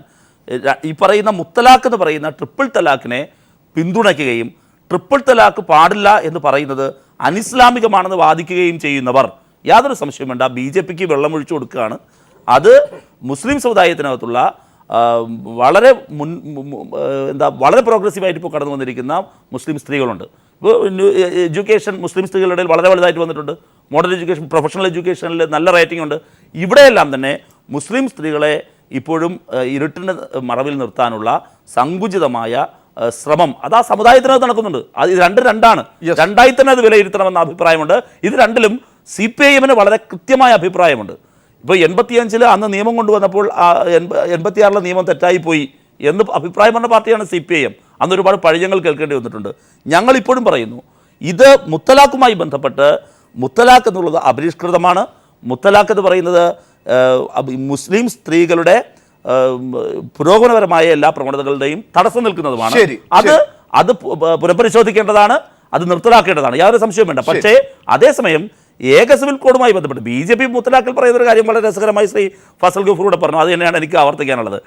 വേട്ടക്കാരൻ ഇരയെക്കുറിച്ച് വാഴ്ത്തുന്നതാണ്, അതിലല്ല പറയുന്നത്. പക്ഷേ മുത്തലാഖ് ആ സമുദായത്തിനകത്ത് ഒരു പ്രൊഡക്റ്റീവ് ആൻഡ് പ്രോഗ്രസീവ് ആയിട്ടുള്ള ഡിസ്കഷൻ നടക്കേണ്ടതുണ്ട് എന്നാണ് അത് സംബന്ധിച്ച് പറയാനുള്ളത്. എന്തായാലും ഇതാണ് രാഷ്ട്രീയമായ ഈ വിഷയത്തിലുള്ള ചർച്ചയുടെ പശ്ചാത്തലം. ഇവിടെയാണ് മുസ്ലിം സമുദായത്തിനകത്ത് ഏത് രീതിയിലാണ് ഇപ്പോൾ ഈ ചർച്ച എത്തി നിൽക്കുന്നത് എന്ന് അറിയേണ്ടതുള്ളത്. അതിന് യോജിക്കുന്ന രണ്ട് അതിഥികൾ കൂടി നമ്മളോടൊപ്പം ചേർന്നിട്ടുണ്ട്.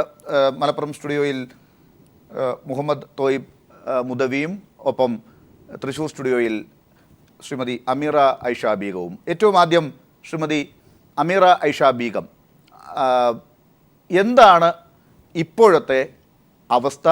നിങ്ങളുടെ വാദങ്ങൾക്ക് ഈ രാഷ്ട്രീയ പശ്ചാത്തലം ഏതെങ്കിലും തരത്തിൽ തിരിച്ചടിയാകുന്നുണ്ടോ?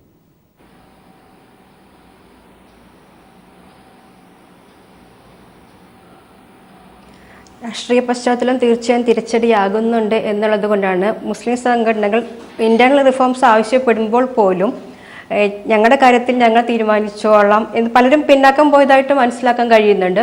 അതായത് ഇത്രയും ദിവസം മുത്തലാഖ് നിർത്തലാക്കണം എന്ന് വാശി പിടിച്ചിരുന്നവർ പോലും കുറച്ച് പിന്നാക്കം പോയിട്ട് BJP കൊണ്ടുവരുന്നത് കൊണ്ട് തന്നെ യൂണിഫോം സിവിൽ കോഡ് വിഷയത്തിൽ ഞങ്ങൾ കുറച്ചുകൂടി ജാഗരൂകരായി ഇരിക്കേണ്ടതുണ്ട് എന്ന രീതിയിലാണ് പറയുന്നത്. ഇതിൽ പറയാനുള്ളൊരു കാര്യം, രാഷ്ട്രീയ പ്രശ്നമായി മാത്രം ചിത്രീകരിക്കുമ്പോഴും ഇവിടെ എപ്പോഴും ഇപ്പം മോദിയുടെ പ്രസംഗം തന്നെ കണ്ടാലും അറിയാം, മോദി എപ്പോഴും ഫോക്കസ് ചെയ്യുന്നത് മുസ്ലിം സ്ത്രീകളുടെ ഇഷ്യൂസിൽ, മുത്തലാഖിലാണ് ഫോക്കസ് ചെയ്തുകൊണ്ടിരിക്കുന്നത്. ആ ഒരു ഇത് തന്നെയാണ് ഇപ്പോൾ മോദി ഭരണത്തിൽ വന്ന ശേഷം സുപ്രീം കോടതി പുറപ്പെടുവിച്ച 2 വിധികളിൽ, ഒന്ന് ക്രിസ്ത്യൻ സ്ത്രീ അവിവാഹിതയായ അമ്മയ്ക്ക് കുട്ടിയുടെ മേലുള്ള അവകാശത്തിനെ കുറിച്ച് വിധി പറയുമ്പോഴും ഹിന്ദു സ്ത്രീകളുടെ പിന്തുടർച്ചാവകാശ നിയമത്തെക്കുറിച്ച് പറയുമ്പോഴും മുത്തലാഖിലേക്ക് ഫോക്കസ് ചെയ്യുന്നതായിട്ട് കണ്ടിട്ടുണ്ട്. അതുകൊണ്ട് തന്നെയാണ് മുത്തലാഖിനെ ഇരയാക്കി വെച്ചുകൊണ്ട് യൂണിഫോം സിവിൽ കോഡ് നടപ്പിലാക്കാനുള്ള ഒരു അജണ്ട അവർ നടപ്പിലാക്കുന്നുള്ളൊരു തോന്നൽ മുസ്ലിം സമുദായത്തിന് മൊത്തത്തിൽ വന്നതുകൊണ്ടാണ് കുറച്ചെങ്കിലും ഒരു വിജിലൻ്റ് ആയിട്ട് അവർ നിൽക്കുന്നത്. അത് പറഞ്ഞുകൊണ്ട് മുസ്ലിം സമുദായത്തിലെ സ്ത്രീകളെ ഇരയാക്കി വെക്കുന്നുള്ള ഉദാഹരണമാണ് ഏതൊരു ചർച്ച വരുമ്പോഴും, അതല്ലെങ്കിൽ ഒരു ആർട്ടിക്കിൾ നെറ്റിൽ നോക്കിയാൽ ഒരു ആർട്ടിക്കിൾ വരുമ്പോൾ പോലും യൂണിഫോം സിവിൽ കോഡിനെ കുറിച്ചുള്ള ഓരോ ചർച്ചയിലും കണ്ണ് മാത്രം പുറത്ത് കാണിക്കുന്ന മുസ്ലിം സ്ത്രീകളെ കാണിച്ചു, അതായത് ഒരു പരിഷ്കരണം വന്നിട്ടില്ല എന്ന രീതിയിൽ കാണിച്ചുകൊണ്ട് മുസ്ലിം സ്ത്രീകൾ മാത്രമാണ് ഇരകൾ, അല്ലെങ്കിൽ മുസ്ലിം സ്ത്രീകൾക്ക് മാത്രമാണ് ഇവിടെ നീതി വേണ്ടത് എന്ന രീതിയിലാണ് പ്രചരിപ്പിച്ചുകൊണ്ടിരിക്കുന്നത്. അതേസമയം മുസ്ലിം സ്ത്രീകൾ ഇരകളാണ്, പക്ഷെ അത് ഖുർആനിക നിയമങ്ങളുടെ ഇരകളല്ല, തെറ്റായി വ്യാഖ്യാനിക്കപ്പെട്ട നിയമങ്ങളുടെ ഇരകൾ മാത്രമാണ് സ്ത്രീകൾ. ആക്ച്വലി ഇസ്ലാമിൽ വിവാഹ സമയത്ത് സ്ത്രീയുടെ സമ്മതം നിർബന്ധമാക്കി വെച്ചിട്ടുണ്ട്. വിവാഹ സമയത്ത് പോലും സ്ത്രീയുടെ സമ്മതം നിർബന്ധമാക്കി വെച്ചിട്ടുണ്ടെങ്കിൽ സ്വാഭാവികമായിട്ടും അവളുടെ കുടുംബത്തെയും സന്താനങ്ങളെയും ഒക്കെ ബാധിക്കുന്ന കാര്യത്തിലും സ്ത്രീയുടെ താല്പര്യങ്ങൾക്ക് തീർച്ചയായും ഇസ്ലാം വില നൽകുന്നുണ്ടാവും. അപ്പോൾ അതുകൊണ്ട് തന്നെ ക്രമവിരുദ്ധമായ തലാഖ് എന്ന് പറയപ്പെട്ടിട്ടുള്ള മുത്തലാഖിനെ തീർച്ചയായിട്ടും എതിർക്കേണ്ടതുണ്ട്. പക്ഷേ അതിനുള്ള റിഫോംസ് വരേണ്ടത് കമ്മ്യൂണിറ്റിയുടെ ഉള്ളിൽ നിന്നാണ്. കാര്യം ക്രിസ്ത്യൻ സമുദായത്തിലായാലും ഹിന്ദു സമുദായത്തിലായാലും എല്ലാം മാറ്റങ്ങൾ വരുന്ന കമ്മ്യൂണിറ്റിയുടെ ഉള്ളിൽ തന്നെ മാറ്റങ്ങൾ വന്നുകൊണ്ടിരിക്കുന്നുണ്ട്. പിന്നെ ഇവിടെ പ്രചരിപ്പിക്കുന്ന ഷാബാനു കേസിന് ശേഷം മുസ്ലിം സമുദായത്തിൽ ഒരു മാറ്റവും വന്നിട്ടില്ല, അല്ലെങ്കിൽ ഷാബാനു കേസിൽ തന്നെ തങ്ങി നിൽക്കുകയാണ് ഇപ്പോഴും മുസ്ലിം സ്ത്രീകൾ എന്ന പോലെയാണ്. ഷമീം ആര വിധി 2001, അല്ലെങ്കിൽ ഡാനിയൽ ലത്തീഫി കേസ്, മുസ്ലിം സ്ത്രീ സംരക്ഷണ നിയമം 1986, PWDVA ആക്ട് 2005, ഇതെല്ലാം പ്രകാരം സ്ത്രീകളുടെ അവകാശങ്ങൾ സംരക്ഷിക്കപ്പെടുന്നുണ്ട്. ഷമീം ആര കേസിൽ തന്നെ മുത്തലാഖ് ഇൻവാലിഡ് ആണ് സുപ്രീം കോടതി വിധിച്ചിട്ടുണ്ട്. എന്നാൽ ആ വിധിയെക്കുറിച്ചൊന്നും ആരോട് പറഞ്ഞു കേൾക്കുന്നില്ല. ഈ മുസ്ലിം സ്ത്രീകളുടെ കണ്ണുനീരിനെ കുറിച്ച് പ്രസംഗിച്ച് നടക്കുന്ന മോദിയോ മറ്റോ ഇങ്ങനൊരു വിധി ഉണ്ടെന്ന്, അതല്ലെങ്കിൽ മറ്റ് സമുദായങ്ങളുടെ കാര്യങ്ങൾ പരാമർശിക്കുമ്പോൾ മുത്തലാഖിലേക്ക് പോകുന്ന ആരും തന്നെ സുപ്രീം കോടതി പോലും ഈ വിധിയെക്കുറിച്ചും ആരെയും ഓർമ്മിപ്പിക്കുന്നില്ല. മാത്രമല്ല, ഈ വിധികളിലൊക്കെ മുസ്ലിം സ്ത്രീകൾ നീതി നേടിക്കൊണ്ടിരിക്കുമ്പോൾ തന്നെ വേറെ ഒരു മുസ്ലിം കമ്മ്യൂണിറ്റിയിൽ ആരും തന്നെ അതിനെ എതിർത്തുകൊണ്ട് വരുന്നില്ല. ഇഷ്ടംപോലെ സ്ത്രീകൾ കോടതി വഴി അവരുടെ അവകാശങ്ങൾ നേടിയെടുക്കുന്നുണ്ട്. അപ്പോൾ ഇവിടെ ഇരകളാക്കപ്പെടുന്ന മുസ്ലിം സ്ത്രീകളാണെന്ന രീതിയിൽ മാത്രം പ്രചരിപ്പിക്കുന്നതിനെ പിന്തുണയ്ക്കാനാവില്ല. അതേസമയം നിങ്ങൾ പിന്നെ ആവശ്യപ്പെടുന്നു ഇന്റേണൽ റിഫോംസ് ആവശ്യമാണ്. മുത്തലാഖിന് മാത്രമല്ല, ഹിന്ദു കസ്റ്റമായ സ്ത്രീധനത്തിന് നമ്മൾ പിന്താങ്ങുന്ന, അല്ലെങ്കിൽ നമ്മുടെ മാറ്റിയിട്ടുണ്ട്. അതുമാതിരി തന്നെ മഹർ ഇവിടെ നാമമാത്രമായി നൽകുന്നത്. ഇങ്ങനെ എല്ലാ കാര്യങ്ങളിലും ഒരു റിഫോർമേഷൻ ആവശ്യമാണ്. അത് വേണ്ടത് ഞങ്ങളുടെ സമുദായത്തിൽ നിന്നുകൊണ്ട് തന്നെയാണെന്ന് വിശ്വസിക്കുന്നു. അത് രീതിയിൽ ചർച്ചകൾ ഉണ്ടാവണം എന്നാണ് പ്രതീക്ഷിക്കുന്നത്. ശരി, ഞാൻ തിരിച്ചു വരാം. അഡ്വക്കേറ്റ് മുഹമ്മദ് തോയിബ് മുദവി, ഈ കാര്യങ്ങളെല്ലാം കേൾക്കേണ്ടത് അങ്ങയെപ്പോലുള്ളവരാണ്. ഈ പറഞ്ഞ മുത്തലാഖ് എന്നുള്ള കാര്യത്തിൽ മുസ്ലിം സ്ത്രീകൾ പോലും രാഷ്ട്രീയമായി ഇന്നത്തെ സാഹചര്യം ഇതിനെ മുതലെടുക്കാതിരിക്കാൻ വേണ്ടി ക്ഷമിക്കുന്നവരാണ്, സഹിക്കുന്നവരാണ്. ആ സഹനത്തെയും ക്ഷമയെയും പോലും പരീക്ഷിക്കുന്ന രീതിയിൽ, ഒരു ശുദ്ധികലശത്തിന് ഇട നൽകാത്ത രീതിയിൽ, സമുദായത്തിനകത്ത് ഒരു ചർച്ചയ്ക്ക് പുരോഗമനപരമായ രീതിയിൽ വഴിയൊരുക്കുന്നതിന് എത്രമാത്രം നിങ്ങളെപ്പോലുള്ളവർ ശ്രമിക്കുന്നുണ്ട്? അത് നടപ്പിലാക്കാൻ സാധിക്കുന്നതാണോ?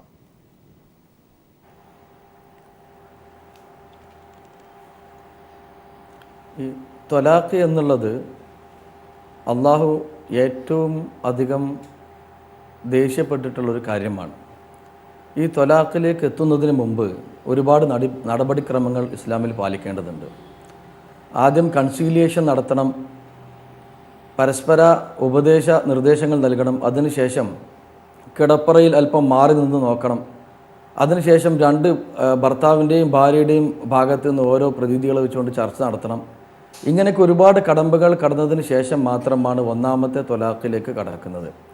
അങ്ങനെ ഒന്നാമത്തെ ത്വലാഖ് കഴിഞ്ഞ് ഏകദേശം 3 മാസക്കാലത്തോളം അവർ ഒരുമിച്ച് ഒരു വീട്ടിൽ താമസിക്കുകയാണ്. ഈ സമയത്ത് ഭർത്താവിന് ഏത് സമയവും ഇവളെ തിരിച്ചെടുക്കാം. ഈ 3 മാസം കാലം കഴിഞ്ഞതിന് ശേഷം ഒരു നിക്കാഹ് പ്രോസസ്സിലൂടെ രണ്ടാമത് ഇവർക്ക് ഭാര്യ ഭർത്താക്കന്മാരായി ജീവിക്കാം. ഇതുപോലെ തന്നെ വീണ്ടും നന്നായിട്ടില്ലെങ്കിൽ ഒരുപാട് നടപടിക്രമങ്ങൾക്ക് ശേഷമാണ് രണ്ടാമത്തെ ത്വലാഖിലേക്ക് വരുന്നത്. ഇങ്ങനെ ഇസ്ലാം നിർണയിച്ചിട്ടുള്ള നല്ല രീതിയിലുള്ള ഏറ്റവും വെറുക്കപ്പെട്ട തലാഖാണ്. അത് ഒഴിവാക്കാൻ ഒരു നിലക്കും സാധിക്കില്ല എന്നെങ്കിൽ മാത്രം ഇങ്ങനെ ത്വലാഖിലേക്ക് പോകാനുള്ള ഒരു ടീച്ചിങ്സാണ് ഇസ്ലാമിൻ്റേത്. പക്ഷേ ഇങ്ങനെ ഒരാൾ ത്വലാഖിനെ ഗൗരവമായി കാണാതെ ലാഘവത്തോടെ ഈ ത്വലാഖിലേക്ക് 3 ത്വലാഖും ഒരുമിച്ച് ചൊല്ലുന്ന ഒരു അവസ്ഥ ഉണ്ടായിക്കഴിഞ്ഞാൽ അതിനുശേഷം അവർ രണ്ടുപേരും സാധാരണ രീതിയിൽ ജീവിക്കാനുള്ള സാഹചര്യം ഉണ്ടാകുക എന്നുള്ളത് ഇസ്ലാമിൻ്റെ അടിസ്ഥാന നിയമത്തിനെതിരാണ്. അവിടെ അനിസ്ലാമികമായ ഒരു കാര്യം ചെയ്യാനുള്ള ഒരു നിർബന്ധിക്കലാണ് എന്നാണ് ഞങ്ങൾ പറയുന്നത്. ഇവിടെ ത്വലാഖിനെ പ്രചരിപ്പിക്കുകയോ അതിനെ മറ്റുള്ളവരുടെ ഇടയിൽ വ്യാപകമാക്കുകയോ ചെയ്യുന്ന ഒരു നീക്കവും ഒരിക്കലും മുസ്ലിം മതപണ്ഡിതന്മാരുടെ അടുത്തുനിന്നോ അതല്ലെങ്കിൽ വിശ്വാസികളുടെ അടുത്തുനിന്നോ ഒരിക്കലും ഉണ്ടാകാറില്ല, ഉണ്ടാകുകയുമില്ല. പക്ഷേ ആരെങ്കിലും അത്യാവശ്യവും അനിവാര്യവുമായ സന്ദർഭങ്ങളിൽ 3 ത്വലാഖ് ചൊല്ലിയാൽ അവരെ വേർപിരിഞ്ഞ് നിർത്തുന്നതിന് പകരം ത്വലാഖായിട്ടില്ല എന്ന് പറഞ്ഞുകൊണ്ട് വീണ്ടും ഭാര്യ ഭർത്താക്കന്മാരെ പോലെ ജീവിക്കാൻ നിർബന്ധിക്കുന്നത് അനിസ്ലാമികമായ ഒരു കാര്യം ചെയ്യാൻ നിർബന്ധിക്കുന്നതിന് തുല്യമാണ് എന്നാണ് ഞങ്ങൾക്ക് പറയാനുള്ളത്. അതോടൊപ്പം നിങ്ങൾ മനസ്സിലാക്കേണ്ട ഒരു വിഷയം, ഇസ്ലാമിക കൺസെപ്റ്റിൽ ഒരു സ്ത്രീ ഇത്രയധികം സുരക്ഷിതത്വം ലഭിക്കുന്ന വേറൊരു മതമില്ല എന്നാണ് മനസ്സിലാക്കേണ്ടത്. ഒരു പെൺകുട്ടിക്ക് 100% സുരക്ഷിതത്വം നൽകേണ്ട ഉത്തരവാദിത്വം പിതാവിനാണ്. അവളെ കല്യാണം കഴിച്ചു കഴിഞ്ഞാൽ മുഴുവൻ ചെലവും വഹിച്ച് അവളെ പരിപാലിക്കേണ്ട ഉത്തരവാദിത്വം ഭർത്താവിനാണ്. അതുപോലെ മക്കൾക്ക് മാതാവിനെ പരിപാലിക്കേണ്ട ഉത്തരവാദിത്വം ഉണ്ടാകുന്നു. ജീവിതകാലം മുഴുവൻ 100% സുരക്ഷിതത്വവും ചെലവും പരിപാലനവും എല്ലാം വഹിച്ചുകൊണ്ടാണ് ഇസ്ലാം ഒരു സ്ത്രീക്ക് സുരക്ഷിതത്വവും ജീവിത സാഹചര്യവും ഒരുക്കിയിട്ടുള്ളത്. അതോടൊപ്പമാണ് അവർക്ക് സ്വത്തവകാശം. ആ സ്വത്ത് ഈ പുരുഷന്മാർക്ക് ആർക്ക് വേണ്ടിയും ചെലവഴിക്കേണ്ട യാതൊരു ആവശ്യവുമില്ല. അപ്പോൾ ഇത്രയധികം സുരക്ഷിതത്വം നൽകുന്ന മതം ഈ മുത്തലാഖ് എന്നത് വെച്ചത് തന്നെ ഈ മുത്തലാഖ് കൊണ്ട് നഷ്ടമുണ്ടാകുന്നത് പുരുഷനാണ്. ഒന്നാമത്തെ ത്വലാഖ് ചെല്ലുമ്പോൾ ഈ പുരുഷന്. അഡ്വക്കേറ്റ് മുദവി, എന്തായാലും ഈ കാര്യങ്ങൾ ഇത്രയും വിശദീകരിക്കാൻ നമുക്ക് സമയം കൂടി ഇല്ലാത്തത് കൊണ്ട് അങ്ങേക്ക് പരമാവധി ഞാൻ ഈ കാര്യങ്ങൾ വിശദീകരിക്കാൻ അനുവദിച്ചിട്ടുണ്ട്. ഒരു സംശയം ചോദിക്കട്ടെ, ഈ പറഞ്ഞ സാഹചര്യങ്ങളെല്ലാം ആണോ ഇപ്പോൾ നമ്മുടെ സമൂഹത്തിൽ നടക്കുന്നത്? ഒന്ന്. രണ്ടാമത്, എന്തിനു വേണ്ടിയാണ് ഇപ്പോൾ മുസ്ലിം സ്ത്രീകൾ ഉൾപ്പെടെ ഈ മുത്തലാഖിനെ പിന്തള്ളി പറയുന്നത്? ഈ പറഞ്ഞ കാര്യത്തിൽ ഒരു പരിഷ്കരണം ആവശ്യമുണ്ട് എന്ന് സ്വന്തം സമുദായത്തിനകത്തു നിന്ന് തന്നെ മുറവിളി വരുമ്പോൾ അത് കേൾക്കുന്നില്ലേ നിങ്ങൾ? ഇപ്പോഴും ഇതിനകത്തൊക്കെ പരിഹാരങ്ങളുണ്ട്, കൃത്യമായി ആ കാര്യങ്ങളൊക്കെ വേണ്ടത് തന്നെയാണ് എന്ന നിലപാടിലാണോ നിങ്ങൾ ഇപ്പോഴും പോയിക്കൊണ്ടിരിക്കുന്നത്?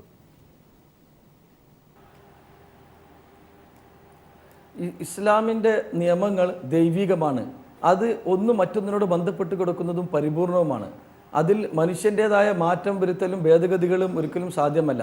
പിന്നെ വേറൊരു കാര്യം, ഇങ്ങനെ ഒരു മുസ്ലിം സ്ത്രീക്ക് ഇസ്ലാമിക ശരീഅത്തനുസരിച്ച് ഇവിടെ കാര്യങ്ങൾ നടത്തി പോരാൻ സാധിക്കുന്നില്ലെങ്കിൽ അവർക്കിവിടെ സെക്യുലറായിട്ടുള്ള സ്പെഷ്യൽ മാരേജ് ആക്ട് 1954 പോലെയുള്ള ഒരുപാട് ആക്ടുകളോട് നിലവിലുണ്ട്. അവർ അതിലേക്ക് പോകുന്നതിന് ഞങ്ങൾ ആരും തടയുന്നില്ല. ഞങ്ങൾ ഇത്രേ പറയുന്നുള്ളൂ, പരിപൂർണമായ ഇസ്ലാമിക ടീച്ചിങ്സ് അനുസരിച്ച് ജീവിക്കുന്ന ഞങ്ങൾക്ക് സ്റ്റേറ്റും ജുഡീഷ്യറിയും തടസ്സം നിൽക്കരുത്. ഇസ്ലാമിൻ്റെ അധ്യാപനങ്ങൾ ഖുർആനിൽ പറയുന്ന പോലെ പരിപൂർണമായി അതിൻ്റെ വ്യക്തി നിയമങ്ങൾ പാലിച്ചുകൊണ്ട് ജീവിക്കുന്ന ഞങ്ങൾക്ക് സ്റ്റേറ്റും ജുഡീഷ്യറിയും യാതൊരുവിധ തടസ്സം സൃഷ്ടിക്കരുത് എന്ന് മാത്രമേ ഞങ്ങൾ പറയുന്നുള്ളൂ. എല്ലാവരും ഇതുപോലെ പാലിച്ച് മുന്നോട്ട് പോകണമെന്ന് നിർബന്ധം ഞങ്ങൾക്കില്ല. ഏതെങ്കിലും കാരണവശാൽ മതത്തിൽ വിശ്വസിച്ച് ദൈവത്തിൽ വിശ്വസിച്ച് മുന്നോട്ട് പോകുന്ന പാവം നിഷ്കളങ്കരായ ആളുകളായി തുടരുകയാണെങ്കിൽ നിങ്ങൾ ഈ പറയുന്നത് പോലെ തന്നെ അവസാനം വരെയും അവർ ജീവിക്കണം.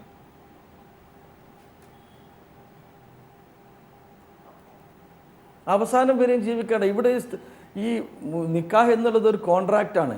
ഈ കോൺട്രാക്റ്റ് ഡിസോൾവ് ചെയ്യാനുള്ള ഓപ്ഷൻസ് പുരുഷനുണ്ട്, സ്ത്രീക്കുണ്ട്. സ്ത്രീക്ക് 2 ഓപ്ഷൻ ഉണ്ട്. ഇതുപോലെ അല്ല, ആ ഓപ്ഷനിലേക്ക് നമ്മൾ ഇനി പോകണ്ട. അതൊക്കെ അതിനകത്ത് എഴുതി വെച്ചിട്ടുണ്ട്. അത്യാവശ്യ ഘട്ടത്തിലേ പാടുള്ളൂ. ഏറ്റവും വെറുക്കപ്പെട്ട കാര്യമായി തന്നെയാണ് അത് അതിനകത്ത് പറഞ്ഞിട്ടുള്ളത് ഉൾപ്പെടെ. പക്ഷേ എന്നാലും ആ വെറുക്കപ്പെട്ട കാര്യത്തെ അവിടെ നിലനിർത്തി മുന്നോട്ട് പോകുന്നതിന് ഇപ്പോഴും നിർബന്ധം പിടിക്കുന്നത് എന്തുകൊണ്ടാണ്? സ്ത്രീകൾ ഉൾപ്പെടെ അതിനെ എതിർക്കുന്ന ഘട്ടത്തിൽ അത് 3 ത്വലാഖും ചൊല്ലിയാൽ അത് വാലിഡ് ആണെന്ന ഖുർആനിക ടീച്ചിങ്സിൻ്റെ അടിസ്ഥാനത്തിലാണ് ഞങ്ങളത് 3 ത്വലാഖും ചൊല്ലിയാൽ അത് നടപ്പിൽ വരുത്തണം, വീണ്ടും അവരെ ഒരുമിച്ച് ജീവിക്കാൻ നിർബന്ധിക്കുക എന്നുള്ളത് അനിസ്ലാമികപരമായ കാര്യം ചെയ്യാൻ നിർബന്ധിക്കുന്നതിന് തുല്യമാണെന്ന് പറയുന്നു. അഡ്വക്കേറ്റ് മുദവി, ഇതിനെ ദുരുപയോഗം ചെയ്തുകൊണ്ട് എത്രയോ കുടുംബങ്ങൾ, എത്രയോ സ്ത്രീകൾ വഴിയാധാരമായതിൻ്റെ കഥകൾ ഉണ്ട്. അങ്ങ് ചില ചർച്ചകളിൽ മുമ്പ് പറയുന്നത് കേട്ടിട്ടുണ്ട് അങ്ങനെ ആരും ഇവിടെ ഇല്ല എന്ന്. പക്ഷേ എത്രയോ കഥകൾ അതിനുശേഷവും അങ്ങേക്ക് മനസ്സിലായിട്ടുണ്ടാകാം. ഈ പറഞ്ഞ രീതിയിൽ പുരുഷന് തോന്നുമ്പോൾ 3 തലാഖ് ചൊല്ലിക്കൊണ്ട് സ്ത്രീകളെ വഴിയാധാരമാക്കിയതിൻ്റെ കഥകൾ. ഇവിടെ ഇവിടെ ഇവിടെ നിയമങ്ങൾ, ഇവിടെ ശരീഅത്തിനെ ദുരുപയോഗം ചെയ്യുന്ന മുസ്ലിങ്ങളുണ്ട്. അതുപോലെ ഇവിടെ നിയമങ്ങൾ ദുരുപയോഗം ചെയ്യുന്ന ഹിന്ദു മാരേജ് ആക്ട് ഉണ്ടല്ലോ, 1955 സെക്ഷൻ 13 അതിൻ്റെ സബ്സെക്ഷൻ 1 അതിൻ്റെ ക്ലോസിൽ ഹിന്ദു മാരേജ് ആക്ട് പ്രകാരം ഡിസേർഷൻ 2 വർഷമായാൽ എന്ത് ചെയ്യണമെന്ന് പറയുന്നുണ്ട്. ഇന്ത്യൻ പ്രധാനമന്ത്രി അത് പാലിച്ചിട്ടുണ്ടോ? പതിറ്റാണ്ടുകളായില്ലേ. ഇവിടെ നിയമം ദുരുപയോഗം ചെയ്യുന്ന ആരാണ് ഇവിടെ ഇല്ലാത്ത? ഏത് മതത്തിലാണില്ലാത്ത? ക്രിസ്ത്യൻ മതത്തിലില്ലേ, ഹിന്ദു മതത്തിലില്ലേ, ബുദ്ധമതത്തിലില്ലേ, ഇസ്ലാം മതത്തിലുണ്ട്. ശരി, അപ്പൊ ഒരു ചോദ്യം കൂടി ഈ ഘട്ടത്തിൽ ചോദിക്കട്ടെ. ഇന്ത്യൻ പ്രധാനമന്ത്രിക്ക് പഠിക്കുകയാണോ നിങ്ങളിപ്പോ? ഈ പറഞ്ഞ അർത്ഥത്തിൽ അവിടെ എന്തെങ്കിലും കുഴപ്പങ്ങൾ ഉണ്ടെങ്കിൽ നിങ്ങൾ അത് വെച്ച് മുതലാക്കി ഈ കാര്യങ്ങൾ മുന്നോട്ട് കൊണ്ടുപോകണം എന്നാണോ ഇപ്പോൾ വാദിച്ചുകൊണ്ടിരിക്കുന്നത്? ആ രാഷ്ട്രീയത്തിൽ നിങ്ങളും പെട്ടിരിക്കുകയാണോ? അതല്ല, നിയമം ദുരുപയോഗം ചെയ്തു. നിയമം ദുരുപയോഗം, ഇസ്ലാമിക ശരീഅത്തിന്റെ നിയമങ്ങൾ മുസ്ലിങ്ങൾ ദുരുപയോഗം ചെയ്യുന്നു എന്ന് പറഞ്ഞപ്പോൾ സമാനമായ സാഹചര്യം ഇന്ത്യ രാജ്യത്ത് ഒട്ടുക്കും നിലനിൽക്കുന്നുണ്ട് എന്ന് പറയാൻ വേണ്ടി മാത്രമാണ് ഞാനത് പറഞ്ഞത്. ഇസ്ലാമിക ശരീഅത്ത് പൂർണ്ണമായി പഠിക്കുകയാണെങ്കിൽ അത് സമ്പൂർണ്ണമാണ്, ശാസ്ത്രീയമാണ്, സമത്വപരമാണെന്ന് വളരെ വ്യക്തമായി മനസ്സിലാക്കാൻ സാധിക്കും. ശരി, ഞാൻ തിരിച്ചു വരാം. അതിനു മുമ്പ് ശ്രീ വി രാജേഷിലേക്ക് ഒന്ന് പോയിട്ട് doctor Fazal Gafoor, A Raheem, Ameera. Advocate V Rajesh, ഈ പറഞ്ഞ ചോദ്യങ്ങൾ കൂടിയുണ്ട്. നിങ്ങളിപ്പോൾ നേരത്തെ പറഞ്ഞ രാഷ്ട്രീയ പശ്ചാത്തലത്തിലേക്ക് ഞാൻ ഒന്നുകൂടി വരികയാണ്. യൂണിഫോം സിവിൽ കോഡ് വരണം. കാരണം മുസ്ലിം സ്ത്രീകൾ ഈ പറഞ്ഞ രീതിയിൽ വലിയ കഷ്ടതകൾ അനുഭവിക്കുന്നുവെന്ന് നിങ്ങളുടെ നേതാവ്, നമ്മുടെ പ്രധാനമന്ത്രി പറഞ്ഞുകൊണ്ടിരിക്കുന്ന, മുക്കിലും മൂലയിലും പറഞ്ഞുകൊണ്ടിരിക്കുന്ന ആ സംഭവം അത് അവിടെ മാത്രമല്ല, പ്രധാനമന്ത്രിയുടെ കുടുംബത്തെ വരെ പറഞ്ഞു തുടങ്ങിയിരിക്കുന്നു. ഇപ്പോൾ ഹിന്ദു സമൂഹത്തിനിടയിലും ഉണ്ട് കഷ്ടത അനുഭവിക്കുന്ന പാവപ്പെട്ട സ്ത്രീകൾ. അപ്പോൾ അവിടെയൊക്കെ കറക്റ്റ് ചെയ്യൂ. ഇനി ആരാധനാലയങ്ങളുടെ കാര്യങ്ങളാണെങ്കിൽ ശബരിമലയിലേക്കൊക്കെ പോകൂ, അത് കറക്റ്റ് ചെയ്യൂ. എന്നിട്ട് വരൂ യൂണിഫോം സിവിൽ കോഡിന് വേണ്ടി. അപ്പോൾ എല്ലാവരും ഒരുമിച്ച് കൂടെ വരും. ലാല് വളരെ രസകരമാണ് ഈ ചർച്ചയിൽ പങ്കെടുത്തുകൊണ്ടിരിക്കുന്നത്. ഒരു കാര്യം ഞാൻ പറയും, മറുപടി പറയുമ്പോഴേക്കും അത് പതിവില്ലാത്തതാണ് താങ്കൾ. അല്ല, എനിക്ക് ഇതിൽ മറുപടി പറയുമ്പോഴേക്കും എനിക്കിൻ്റെ രാഷ്ട്രീയ ഭാഗത്തു നിന്നുകൊണ്ട് മാത്രമേ, കാരണം ഇത് സെൻസിറ്റീവ് ഇഷ്യൂ ആണ്, അതുകൊണ്ട് തന്നെ ഞാൻ ഇതിൻ്റെ രാഷ്ട്രീയ വശങ്ങൾ മാത്രമേ സംസാരിക്കുകയുള്ളൂ. മറ്റിവിടെ പറഞ്ഞ പല കാര്യങ്ങൾക്കും എനിക്ക് മറുപടിയുണ്ട്. പക്ഷേ ഞാൻ ആ വശങ്ങളിലേക്ക് പോകാൻ ഈ അവസരത്തിൽ ഉദ്ദേശിക്കുന്നില്ല. ഒന്ന്, ശ്രീ ഫസൽ ഗഫൂർ പറഞ്ഞ ഗുജറാത്ത് കലാപം, ഞാൻ ആ വിഷയങ്ങളിലൊന്നും തന്നെ മറുപടി പറയുന്നില്ല. കാരണം ഗുജറാത്തിൽ അത് കഴിഞ്ഞ് ഒരുപാട് തെരഞ്ഞെടുപ്പ് കഴിഞ്ഞു. ഇപ്പോൾ നടന്ന തെരഞ്ഞെടുപ്പിൽ ഗുജറാത്ത് ഉൾപ്പെടെ എല്ലാ സംസ്ഥാനങ്ങളിലും മുഴുവൻ സീറ്റുകളിലും BJP വിജയിപ്പിച്ചിട്ടുണ്ട്. 5 സംസ്ഥാനങ്ങൾ മുസ്ലിം സമുദായത്തിൽപ്പെട്ടവർ ഉൾപ്പെടെ ലക്ഷക്കണക്കിന് വോട്ട് ചെയ്താണ് BJP വിജയിച്ചിട്ടുള്ളത്. ഞാൻ അവിടെ ഒന്ന് ഇടപെട്ട് പറയട്ടെ. അതായത് ഈ പറഞ്ഞ കാര്യത്തിൽ ഫസൽ ഗഫൂർ ഉൾപ്പെടെ ഉദ്ദേശിച്ചത് ഇത്രയേ ഉള്ളൂ. ഈ പറഞ്ഞ കാര്യങ്ങളൊക്കെ നടന്നു കഴിഞ്ഞാൽ വോട്ട് കിട്ടും, നിങ്ങൾ ജയിക്കും. ഇവിടെ മുസ്ലിം ലീഗ് ഉൾപ്പെടെ അത് മനസ്സിലാക്കിയിരിക്കുന്നു. ഈ പറഞ്ഞ കാര്യത്തിനനുസരിച്ച് ഈ മതസംഘടനകളെല്ലാം ഒരുമിച്ച് കൂട്ടിയാൽ വോട്ട് കിട്ടും. അവർക്ക് ഈ മുത്തലാഖ് അവസാനിപ്പിക്കണമെന്നും അല്ല എന്നാണ് ഇന്നത്തെ ചർച്ചയിൽ മനസ്സിലാക്കാൻ സാധിക്കുന്നത്. അല്ല, ഞാൻ ഒന്ന് കംപ്ലീറ്റ് ചെയ്തിട്ടാണെന്ന് ഇടപെടണം. അതായത് അതുകൊണ്ട് മുസ്ലിം സമുദായത്തിൽപ്പെട്ടവർ ലക്ഷക്കണക്കിന് പേർ വോട്ട് ചെയ്താണ് മധ്യപ്രദേശ്, രാജസ്ഥാൻ, ഇവിടെയൊക്കെയുള്ള എല്ലാ സീറ്റും ഗുജറാത്ത് ഉൾപ്പെടെ BJP വിജയിച്ചത്. അതുകൊണ്ട് തന്നെ ജനാധിപത്യ കോടതിയിൽ ആ വിധിയായി കഴിഞ്ഞ സ്ഥിതിക്ക് ശ്രീ ഫസൽ ഗഫൂർ പറഞ്ഞ ഗുജറാത്ത് കലാപ വിഷയത്തിലേക്ക് ഞാൻ മറുപടി പറയാൻ ഉദ്ദേശിക്കുന്നില്ല. അങ്ങനെയാണെങ്കിൽ നിങ്ങൾ ഇനി ഒരിക്കലും ശ്രീ ഉമ്മൻചാണ്ടിയെയും കുറ്റപ്പെടുത്തരുത്. അവരൊക്കെ ഇതുപോലെ ജനകീയ കോടതിയിൽ മാത്രം വിധി നേടി നിൽക്കുന്നവരാണ്. അത് വേറെ വിഷയം. ഞാൻ ഈ ഗുജറാത്ത് കലാപത്തെക്കുറിച്ച് അദ്ദേഹം പറഞ്ഞതിന് ഈ സാഹചര്യം ഞാൻ മറുപടി പറയുന്നില്ല. മറ്റൊന്ന്, റഹീം, എനിക്ക് വളരെ സന്തോഷമുണ്ട്. എൻ്റെ പാർട്ടിയുടെ വളർച്ചയെക്കുറിച്ച് ആധികാരികമായി റഹീം പഠിക്കാൻ തയ്യാറായി. ഞങ്ങളൊക്കെ പറയുന്നത് പോലെ തന്നെ മനോഹരമായിട്ട് റഹീമോട് അവതരിപ്പിച്ചു. വരച്ചായിട്ട് എനിക്ക് വളരെ സന്തോഷമുണ്ട്. റഹീം പറഞ്ഞതിൽ ഒരുപാട് കാര്യങ്ങൾ ഞാൻ യോജിക്കുക. ഞാൻ BJP വളർന്നു വന്ന സാഹചര്യം ഒക്കെ യോജിക്കുകയാണ്. ചില കാര്യങ്ങൾ വിയോജിപ്പ് പ്രകടിപ്പിച്ചുകൊണ്ട് തന്നെ ഇപ്പോൾ അമിത്ഷായുടെ കാര്യത്തിൽ പറഞ്ഞത്, അങ്ങനെയുള്ള കമ്മ്യൂണൽ പോളറൈസേഷൻ, അതിലൊക്കെ തന്നെ വിയോജിച്ചുകൊണ്ട് ഞങ്ങളുടെ പാർട്ടി വളർന്നു വന്ന പശ്ചാത്തലമൊക്കെ ഞങ്ങൾ റഹീം പറഞ്ഞ കാര്യങ്ങൾക്കുള്ള മറുപടി അല്ല, എന്റെ ചോദ്യത്തിനുള്ള മറുപടി ഇന്നത്തെ ചർച്ചയിൽ താങ്കൾ തരാൻ പോകുന്നില്ല. ഇതാണ് ഉദ്ദേശം എന്നാണ് എനിക്ക് മനസ്സിലാവുന്നത്. ചോദ്യം അത് കഴിഞ്ഞിട്ട് ഞാൻ റഹീം പറഞ്ഞതിന് മറുപടി പറയാനുള്ള അവസരം തരാം. എന്റെ ഈ ചോദ്യത്തിന് മറുപടി കിട്ടുമോ ശ്രീ BV രാജേഷ്? അതായത് ഇപ്പൊ ഇവിടെ ഈ പ്രധാനപ്പെട്ട വിഷയത്തിൽ ചർച്ച വന്നപ്പോൾ മുത്തലാഖിനെ തിരുത്താൻ പോകുന്ന നിങ്ങൾ ഹിന്ദു നിയമങ്ങൾ പരിഷ്കരിക്കാൻ നിങ്ങൾ എന്തുകൊണ്ട് ഇതുപോലെ ഒരു കമ്മീഷനെ വെച്ച് ചോദ്യാവലിയൊന്നും തയ്യാറാക്കിയില്ല? അല്ലെങ്കിൽ ആ ചോദ്യാവലി ഒരു ചോദ്യം കൂടെ ചേർത്താൽ മതിയായിരുന്നു, എല്ലാവർക്കും കൂടെ ഇട്ട് കൊടുത്താൽ മതിയായിരുന്നു. ഒന്നത്, ശബരിമലയുടെ കാര്യത്തിൽ മറ്റ് ആരാധനാലയങ്ങളെ കുറ്റപ്പെടുത്തുന്ന നിങ്ങൾക്ക് ഈ പറഞ്ഞ കാര്യത്തിനകത്തും സ്ത്രീകളുടെ കാര്യത്തിൽ ഒരു വിവേചനം കാണിക്കാത്ത ശബരിമല ഉണ്ടാക്കിക്കൂടെ? ഞാൻ ആ പോയിന്റിൽ നോട്ട് ചെയ്ത് വെച്ചിട്ടാണ് റഹീമിന് ഉത്തരം പറഞ്ഞത്. ഇനിയിപ്പോൾ താങ്കൾ ചോദിച്ചുകൊണ്ട് അതിലേക്ക് തന്നെ നേരിട്ട് വരാം. അതിനുശേഷം എനിക്ക് റഹീമിൻ്റെ ഒരു മറുപടി കൊടുക്കുന്നുണ്ട്. അതായത് ഇവിടെ ഏറ്റവും കൗതുകരമായ വസ്തുത, നിങ്ങൾ എന്ന് പറഞ്ഞുകൊണ്ടാണ് ഇന്ത്യൻ പ്രധാനമന്ത്രിയെ താങ്കൾ ഉൾപ്പെടെയുള്ളവർ ഇപ്പോഴും നോക്കിക്കാണുന്നത്. ഈ രാജ്യത്തിൻ്റെ പ്രധാനമന്ത്രിയായിട്ട് ഈ രാജ്യത്തെ എല്ലാ വിഭാഗം ജനങ്ങളോട് ചേർത്ത് തിരഞ്ഞെടുത്ത ഒരു പ്രധാനമന്ത്രിയാണ് ഈ സംസ്ഥാനം രാജ്യം. ഞാൻ പറഞ്ഞത് അങ്ങ് കേട്ടില്ല. നമ്മുടെ പ്രധാനമന്ത്രി എന്ന് ഞാൻ പ്രത്യേകം എടുത്തു പറഞ്ഞു. അല്ലല്ല, അങ്ങയുടെ നേതാവ് നമ്മുടെ പ്രധാനമന്ത്രി. അതുകൊണ്ടാണ് പ്രധാനമന്ത്രിയെ ഒരു സെക്ഷന്റെ ഭാഗമായിട്ട് നിർത്തിക്കൊണ്ടാണ് ഇപ്പോഴും ഈ ഏകീകൃത സിവിൽ കോഡിന്റെ ചർച്ചയായാലും സുപ്രീം കോടതി നടക്കുന്ന കേസായാലും ഒക്കെ ചർച്ച ചെയ്യുന്നത്. അത് ഇന്ത്യൻ പാർലമെന്ററി സംവിധാനത്തിലുള്ളതാണ് ശ്രീ BV രാജേഷ്. അതൊന്നും അല്ല ചർച്ചാ വിഷയം. BJP നേതാവാണ് ശ്രീ നരേന്ദ്രമോദി. ഇല്ലെങ്കിൽ കോഴിക്കോട് നടന്ന ദേശീയ കൗൺസിൽ എന്തിന് പ്രധാനമന്ത്രി വരണം? BJP-കാർ മാത്രം വന്നിട്ട് പോയാൽ പോരെ? അല്ല, ലാലിൻ്റെ ചോദ്യത്തിൻ്റെ കാതലിലേക്ക് വരുമ്പോൾ ലാൽ എന്നെ സ്ലിപ്പ് ചെയ്യുക. ഞാൻ പറയട്ടെ, ശബരിമല വിഷയം, അതോടൊപ്പം തന്നെ മുസ്ലിം സമുദായത്തിൽ നിലനിൽക്കുന്നത് പോലെയോ ഒരുപക്ഷെ അതിനേക്കാൾ ഒരു പടി കൂടുതലോ ഹൈന്ദവ സമുദായത്തിൽ അനാചാരങ്ങൾ നിലനിന്നിട്ടുണ്ട്, ഇന്നും നിലനിൽക്കുന്നു എന്ന് വിശ്വസിക്കുന്ന ഒരു പൊതുപ്രവർത്തകനാണ് ഞാൻ. അതിനുവേണ്ടി നിങ്ങൾ ഏത് കമ്മീഷനെ വെച്ചു? എത്ര ചോദ്യങ്ങൾ നിങ്ങൾ പൊതുസമൂഹത്തിന്റെ മുമ്പിലേക്ക് ഇട്ടുകൊടുത്തു? എന്താണ് നിങ്ങൾ കോടതിയിൽ എടുക്കുന്ന നിലപാടുകൾ? ഈ കാര്യങ്ങളിലൊക്കെ ഒരു ചർച്ച നിങ്ങൾ സംഘടിപ്പിച്ചോ? എന്താണ് നിങ്ങളുടെ മാനിഫെസ്റ്റോയിൽ പറഞ്ഞിരിക്കുന്നത് എന്ന് തിരുത്തും? യൂണിഫോം സിവിൽ കോഡിൽ ഒരു വിഭാഗത്തിന് മാത്രം എന്തുകൊണ്ട് പേടി?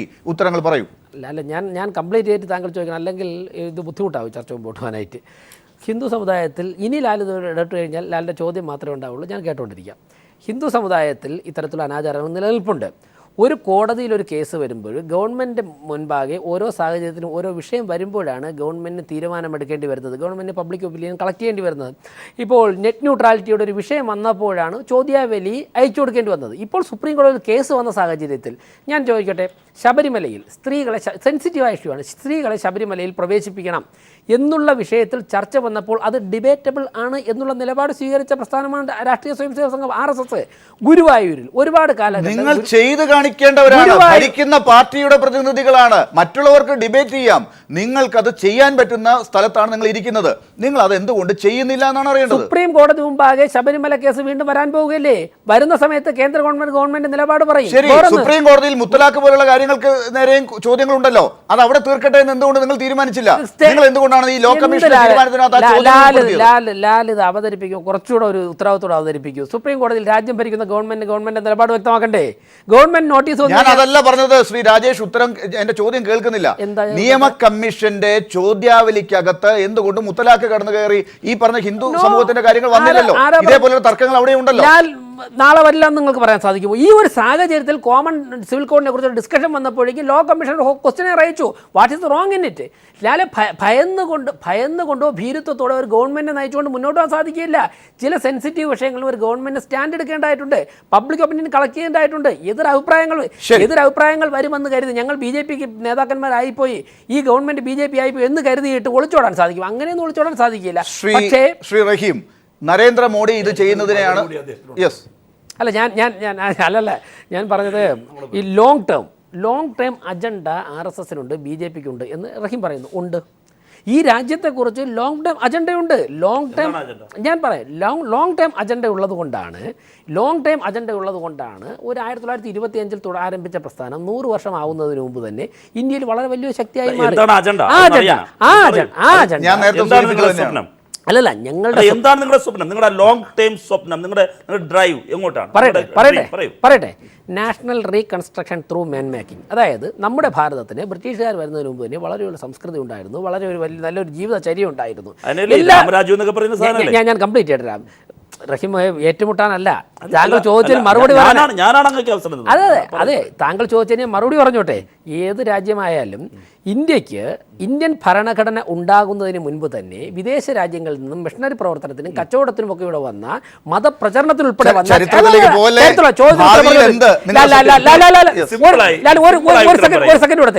ഒരു സെക്കൻഡ് കൂടെ തരൂ. ഈ രാജ്യത്തിന്റെ ഭരണഘടന ഉണ്ടാകുന്നതിന് മുമ്പ് തന്നെ ലോകത്തിന്റെ നാനാഭാഗങ്ങളിൽ നിന്ന് വന്ന എല്ലാ സംസ്കാരങ്ങളെയും ആനയിച്ചിരുത്തിയ ഒരു കൾച്ചർ ഭാരതത്തിനുണ്ടായിരുന്നു. അത് ബ്രിട്ടീഷുകാരുടെ തേരോട്ടത്തിനിടയിൽപ്പെട്ട് നശിച്ചുപോയി. ആ നേഷനെ റീകൺസ്ട്രക്ട് ചെയ്യണം ത്രൂ മാൻ മേക്കിംഗ്. വ്യക്തികളെ, ആദർശശുക്തിയുള്ള വ്യക്തികളെ ഉണ്ടാക്കി ആ സംസ്കാരം തിരിച്ചു കൊണ്ടുവരണം. നിങ്ങൾ അതിന് രാമരാജ്യം എന്നുള്ള സങ്കല്പം കൊടുക്കുക. നിങ്ങൾക്ക് ഇഷ്ടമുള്ള പേര് കൊടുത്തോ,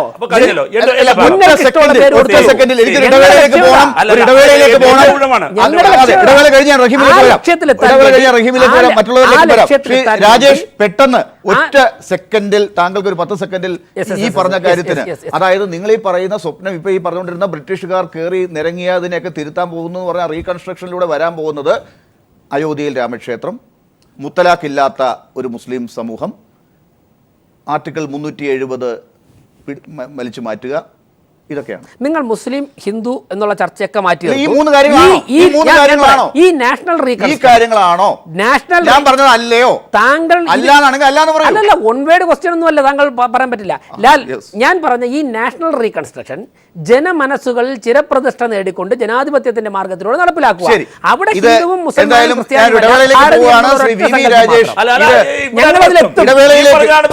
ഭാരതീയ എന്നുള്ള ഒരൊറ്റ സങ്കല്പം മാത്രം.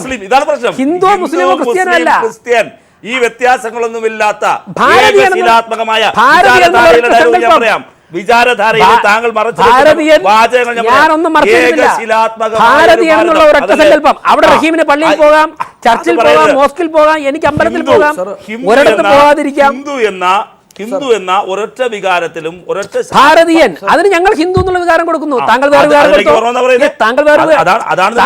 വികാരം കൊടുത്തോ? അഡ്വക്കേറ്റ് മുദവി കൂടി എന്തോ പറയാൻ ഉദ്ദേശിക്കുന്നു, പറയൂ.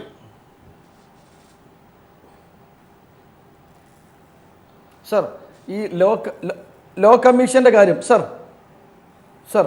ലോ കമ്മീഷന്റെ കാര്യം പറഞ്ഞോളൂ, അത് എക്കോ ആണ്, പറഞ്ഞോളൂ സർ. ലോ കമ്മീഷന്റെ കാര്യം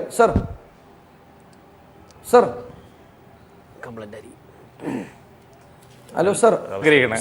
എന്തുകൊണ്ട് ആ ക്വസ്റ്റ്യനറിൽ ഹിന്ദു അൺഡിവൈഡഡ് ഫാമിലിക്ക് കൊടുക്കുന്ന കൺസെഷനുകളെ പറ്റി പറഞ്ഞില്ല? ഹിന്ദു രണ്ടാമത്തെ ഭാര്യ, ഉദാഹരണം രാംവിലാസ് പാസ്വാന്റെ ഭാര്യയുടെ പൊസിഷൻ എന്താണ്? കരുണാനിധിയുടെ ഭാര്യയുടെ പൊസിഷൻ എന്താണ്? അവർക്ക് സ്വത്തവകാശമുണ്ടോ? അവരുടെ കുട്ടികൾക്ക് ഇൻഹെറിറ്റൻസ് കിട്ടുന്നുണ്ടോ? അതിനെപ്പറ്റി എന്താ ചോദിക്കാത്ത? പിന്നെ മൂന്നാമത്തെ ചോദ്യം, ഭാരതീയ ജനതാ പാർട്ടിയുടെ MP ആയിട്ടുള്ള ഹേമ മാലിനി മതം മാറിയിട്ട് മുസ്ലിം ആയിട്ടാണ് ധർമ്മേന്ദ്ര അതിനു മുമ്പ് ബിക്കാനീർ രാജസ്ഥാനിൽ നിന്ന് BJP MP ആയിരുന്നു. അവരെ കല്യാണം കഴിച്ചു. അതേസമയം നമ്മുടെ സർല മുടുകൽ കേസ് അനുസരിച്ചിട്ട് ആ കല്യാണം ഇല്ലീഗലാണ്. അങ്ങനെയാണെങ്കിൽ അതിനെ പറ്റിയിട്ട് എന്താണ് സ്ഥിതി? അപ്പോൾ ഞാൻ പറഞ്ഞു വരുന്നത് എന്താ വെച്ചാൽ എല്ലാ സമുദായങ്ങളും ഇതുമാതിരിയുള്ള പ്രശ്നങ്ങളൊക്കെ ഉണ്ട്. അപ്പൊ ഒരു സമുദായത്തിന്റെ പ്രശ്നത്തെ മാത്രം നരേന്ദ്രമോദി എടുത്ത് പെരുപ്പിച്ച് ലോകം മുഴുവൻ കൊണ്ടുനടന്നാൽ ഇപ്പൊ ഞാൻ സമയം പ്രശ്നമായതുകൊണ്ട്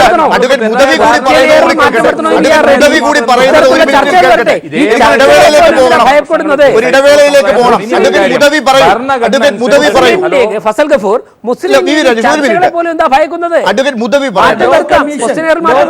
കാര്യം പറഞ്ഞാൽ സർ, ലോ കമ്മീഷനിൽ ഹലോ സർ പറഞ്ഞോളൂ. ലോ കമ്മീഷനിൽ കോപ്റ്റ് ചെയ്തിട്ടുള്ള ആളുകൾ ആരൊക്കെയാണെന്ന് പരിശോധിച്ചാൽ ഗുജറാത്ത് കലാപത്തിലെ പ്രതികൾക്ക് വേണ്ടി പതിറ്റാണ്ടുകളോളം കേസ് നടത്തിയ വക്കീലന്മാർ, അതുപോലെ ബാബരി മസ്ജിദ് പൊളിച്ച പ്രതികൾക്ക് വേണ്ടിയിട്ട് പതിറ്റാണ്ടുകളോളം കേസ് നടത്തിയിട്ടുള്ള ആളുകൾ. ഇനി അതൊക്കെ പോട്ടെ, ഇന്ത്യ രാജ്യത്ത് ഒരു യൂണിഫോം സിവിൽ കോഡ് നിലവിലുണ്ടല്ലോ. 1867 മുതൽ ഗോവ സംസ്ഥാനത്ത് യൂണിഫോം സിവിൽ കോഡ് നിലവിലുണ്ട്. അത് ഇന്ത്യക്ക് സ്വാതന്ത്ര്യം കിട്ടിയതിനു ശേഷം അത് റെഗുലറൈസ് ചെയ്തിട്ടുണ്ട്. അവിടെ ഹിന്ദു സമുദായത്തിന് ഒന്നിലധികം ഭാര്യമാരെ വെക്കാനുള്ള അവകാശമുണ്ട്. എന്തുകൊണ്ട് ഗോവ സംസ്ഥാനത്തെ ഹിന്ദു സഹോദരന്മാർക്ക് IPC 494ഉം 495ഉം അപ്ലൈ ചെയ്യുന്നില്ല? ശരി, ഞാനൊരു ഇടവേളയിലേക്ക് പോവുകയാണ്. എന്തായാലും അത് മുത്തലാഖ് വേണ്ട എന്ന് പറയുന്നവർക്കുള്ള മറുപടി ആകുന്നില്ല അഡ്വക്കേറ്റ് മുദവി. ഞാൻ തിരിച്ചു വരാം. വളരെ ചുരുങ്ങിയ സമയത്തിൽ അവസാന ഘട്ടത്തിലേക്ക് ചർച്ചയിലേക്ക് കടക്കാം. ഇടവേള. ഇനി അവസാനത്തെ 2 മിനിറ്റാണ്. അഡ്വക്കേറ്റ് A റഹീമിലേക്കും അമീറയിലേക്കും പോകുന്നു. മറ്റുള്ളവർ അതിനിടയിൽ ഇടപെടുന്നുണ്ടെങ്കിൽ അതും കൂടി കേൾപ്പിക്കാമെന്ന് മാത്രം. അഡ്വക്കേറ്റ് A റഹീം മറുപടി. ഹുദബി നേരത്തെ പറഞ്ഞതിനകത്ത് ഒരു പ്രശ്നമുണ്ട്. അദ്ദേഹം പറഞ്ഞൊരു കാര്യം, ഇസ്ലാമിക നിയമങ്ങൾ ദൈവികമാണ്, അതുകൊണ്ട് തന്നെ ദൈവികമായ നിയമത്തിൽ ഇടപെടരുത് എന്നാണ്. ഞാൻ ചോദിക്കട്ടെ, ആ ദൈവികമായ കൽപ്പനയിൽപ്പെട്ട ഒന്ന് തന്നെയാണല്ലോ സ്ത്രീധനം പാടില്ല എന്ന്. നിങ്ങൾ പറയുന്നു മുത്തലാഖിന് ശേഷം റീജോയിൻ ചെയ്യുന്നത് അനിസ്ലാമികമാണ്, അത് നിങ്ങൾക്ക് അംഗീകരിക്കാനാകില്ല, അതിന് നിർബന്ധിക്കരുത്. ഞാൻ ചോദിക്കുന്നു, ആ ഇസ്ലാം ലോ തന്നെ ഖുറാൻ തന്നെ വളരെ കർശനമായി നിരോധിക്കുന്നു സ്ത്രീധനത്തെ. നിങ്ങൾ എന്തുകൊണ്ട് സ്ത്രീധനം ഇല്ലാത്ത വിവാഹങ്ങൾ മാത്രമേ ഞങ്ങൾ നടത്തൂ, ഇത് അനിസ്ലാമികമാണ് എന്ന നിങ്ങളൊരു ധീരമായ നിലപാട് എന്തുകൊണ്ട് നിങ്ങളുടെ സമുദായത്തിനകത്ത് എടുക്കുന്നില്ല? ആഡംബര വിവാഹങ്ങൾക്ക് ഇസ്ലാം എതിരാണ്. താങ്കൾ തന്നെ പറയുന്നു ഇസ്ലാം പ്രകാരം ആസ് പെർ ഇസ്ലാം ലോ ഒരു കോൺട്രാക്റ്റ് ആണെന്ന്. ആ ഒരു കോൺട്രാക്റ്റ് ഉണ്ടാക്കുന്നതിന് എത്രയും കോടിക്കണക്കിന് രൂപ ചിലവാക്കുന്നത്. ആഡംബര വിവാഹങ്ങൾക്ക് ഞങ്ങൾ പോയി നിക്കാഹ് ചെയ്ത് കൊടുക്കില്ല എന്ന് താങ്കൾ ഉൾപ്പെടെയുള്ള പണ്ഡിത സമൂഹത്തിന് തീരുമാനമെടുക്കാൻ കഴിയുമോ? കഴിയില്ല. അവിടെയാണ് നിങ്ങളുടെ ഇരട്ടത്താപ്പ്, പുരുഷ മേധാവിത്വം ഒക്കെ വരുന്നത്. അതുകൊണ്ട് തന്നെ ഒരു ഇൻറ്റേർണൽ റിഫോർമേഷന് തീർച്ചയായും ഇസ്ലാമിന് പ്രസക്തിയുണ്ട്. ആ പ്രസക്തിക്ക് നിങ്ങൾ തടഞ്ഞു നിൽക്കരുത്. ആ തടഞ്ഞു നിന്നാൽ യാതൊരു സംശയവും വേണ്ട, അത് BJP ഉൾപ്പെടെയുള്ള ശക്തികൾക്ക് ഇന്ധനമാകും. 2, ശ്രീ വി രാജേഷ് പറയാൻ മടിച്ചു നിൽക്കുന്നൊരു കാര്യം മറ്റൊന്നുമല്ല, ഭാരതീയ ജനതാ പാർട്ടി ഇപ്പോൾ കോടതിയിൽ ഇപ്പോൾ വന്നതുകൊണ്ട് കൊടുക്കുന്നു, അതിൽ സംശയമില്ല. ഇനി നാളെ വേറൊരു വിഷയം വന്നാൽ സ്വാഭാവികമായും സർക്കാർ അത് സംബന്ധിച്ച് പ്രതികരിക്കും. പക്ഷേ BJPക്ക് ഈ പറയുന്ന വിഷയങ്ങളിൽ സ്ഥായിയായൊരു നിലപാടുണ്ട്. ആ നിലപാടിനോടാണ് ഞങ്ങൾ സംസാരിക്കുന്നത്, നിങ്ങളിപ്പോൾ കൊടുത്ത കാര്യത്തിനോടല്ല. ആ നിലപാടെന്ന് പറയുന്നത് ഈ രാജ്യത്ത് കമ്മ്യൂണൽ പോളറൈസേഷൻ ഉണ്ടാക്കാൻ പറ്റുന്ന കാര്യങ്ങളാണ്.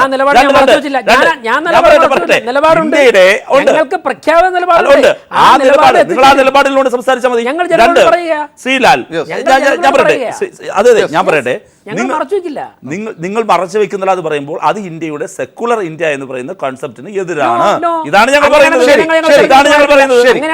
ഇവിടെ BJP ശ്രീ വി രാജേഷ് ഈ ചർച്ചയിൽ സംബന്ധിച്ച ഒരു കാര്യം, അവർക്ക് ഒരു ലക്ഷ്യമുണ്ട്, ഒരു ലോങ് ടേം ഡ്രീം ഉണ്ട്.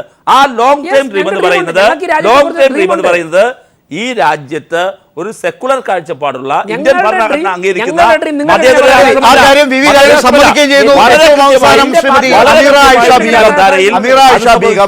ഇപ്പൊ ഈ പറഞ്ഞ കാര്യങ്ങളെല്ലാം 1 മിനിറ്റിനകത്ത് ഉത്തരം പറയുകയാണെങ്കിൽ വി രാജേഷ് ഉൾപ്പെടെ അത് സമ്മതിക്കുകയാണ്.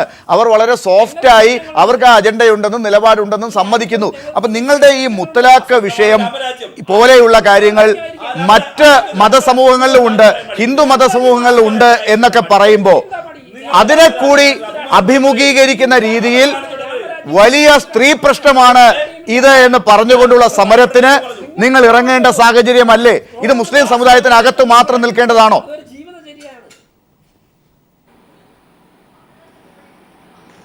ശ്രീ വി രാജേഷിയോട് പറഞ്ഞു ഗുജറാത്തിലെയും മുസഫർ നഗറിലെയും സ്ത്രീകളുടെ കണ്ണുനീരിനുള്ളത് ജനങ്ങൾ വിധി എഴുതിയിട്ടുണ്ടെന്ന്. എന്നാൽ എനിക്ക് ചോദിക്കാൻ honour killing 1954 special marriage act പ്രകാരം ഇഷ്ടപ്പെട്ട മതം നോക്കാതെ തന്നെ കല്യാണം കഴിക്കാനുള്ള അവകാശം നമുക്കുണ്ട്. എന്നിട്ട് പോലും ഉത്തരേന്ത്യയിൽ ഹോണർ കില്ലിംഗ് വളരെ വ്യാപകമായി നടക്കുന്നുണ്ട്. സുപ്രീം കോടതി തന്നെ ഇന്ത്യൻ ഭരണഘടനയ്ക്കേറ്റ തീരാ കളങ്കം എന്നാണ് ഹോണർ കില്ലിംഗിനെ വിശേഷിപ്പിച്ചിട്ടുള്ളത്.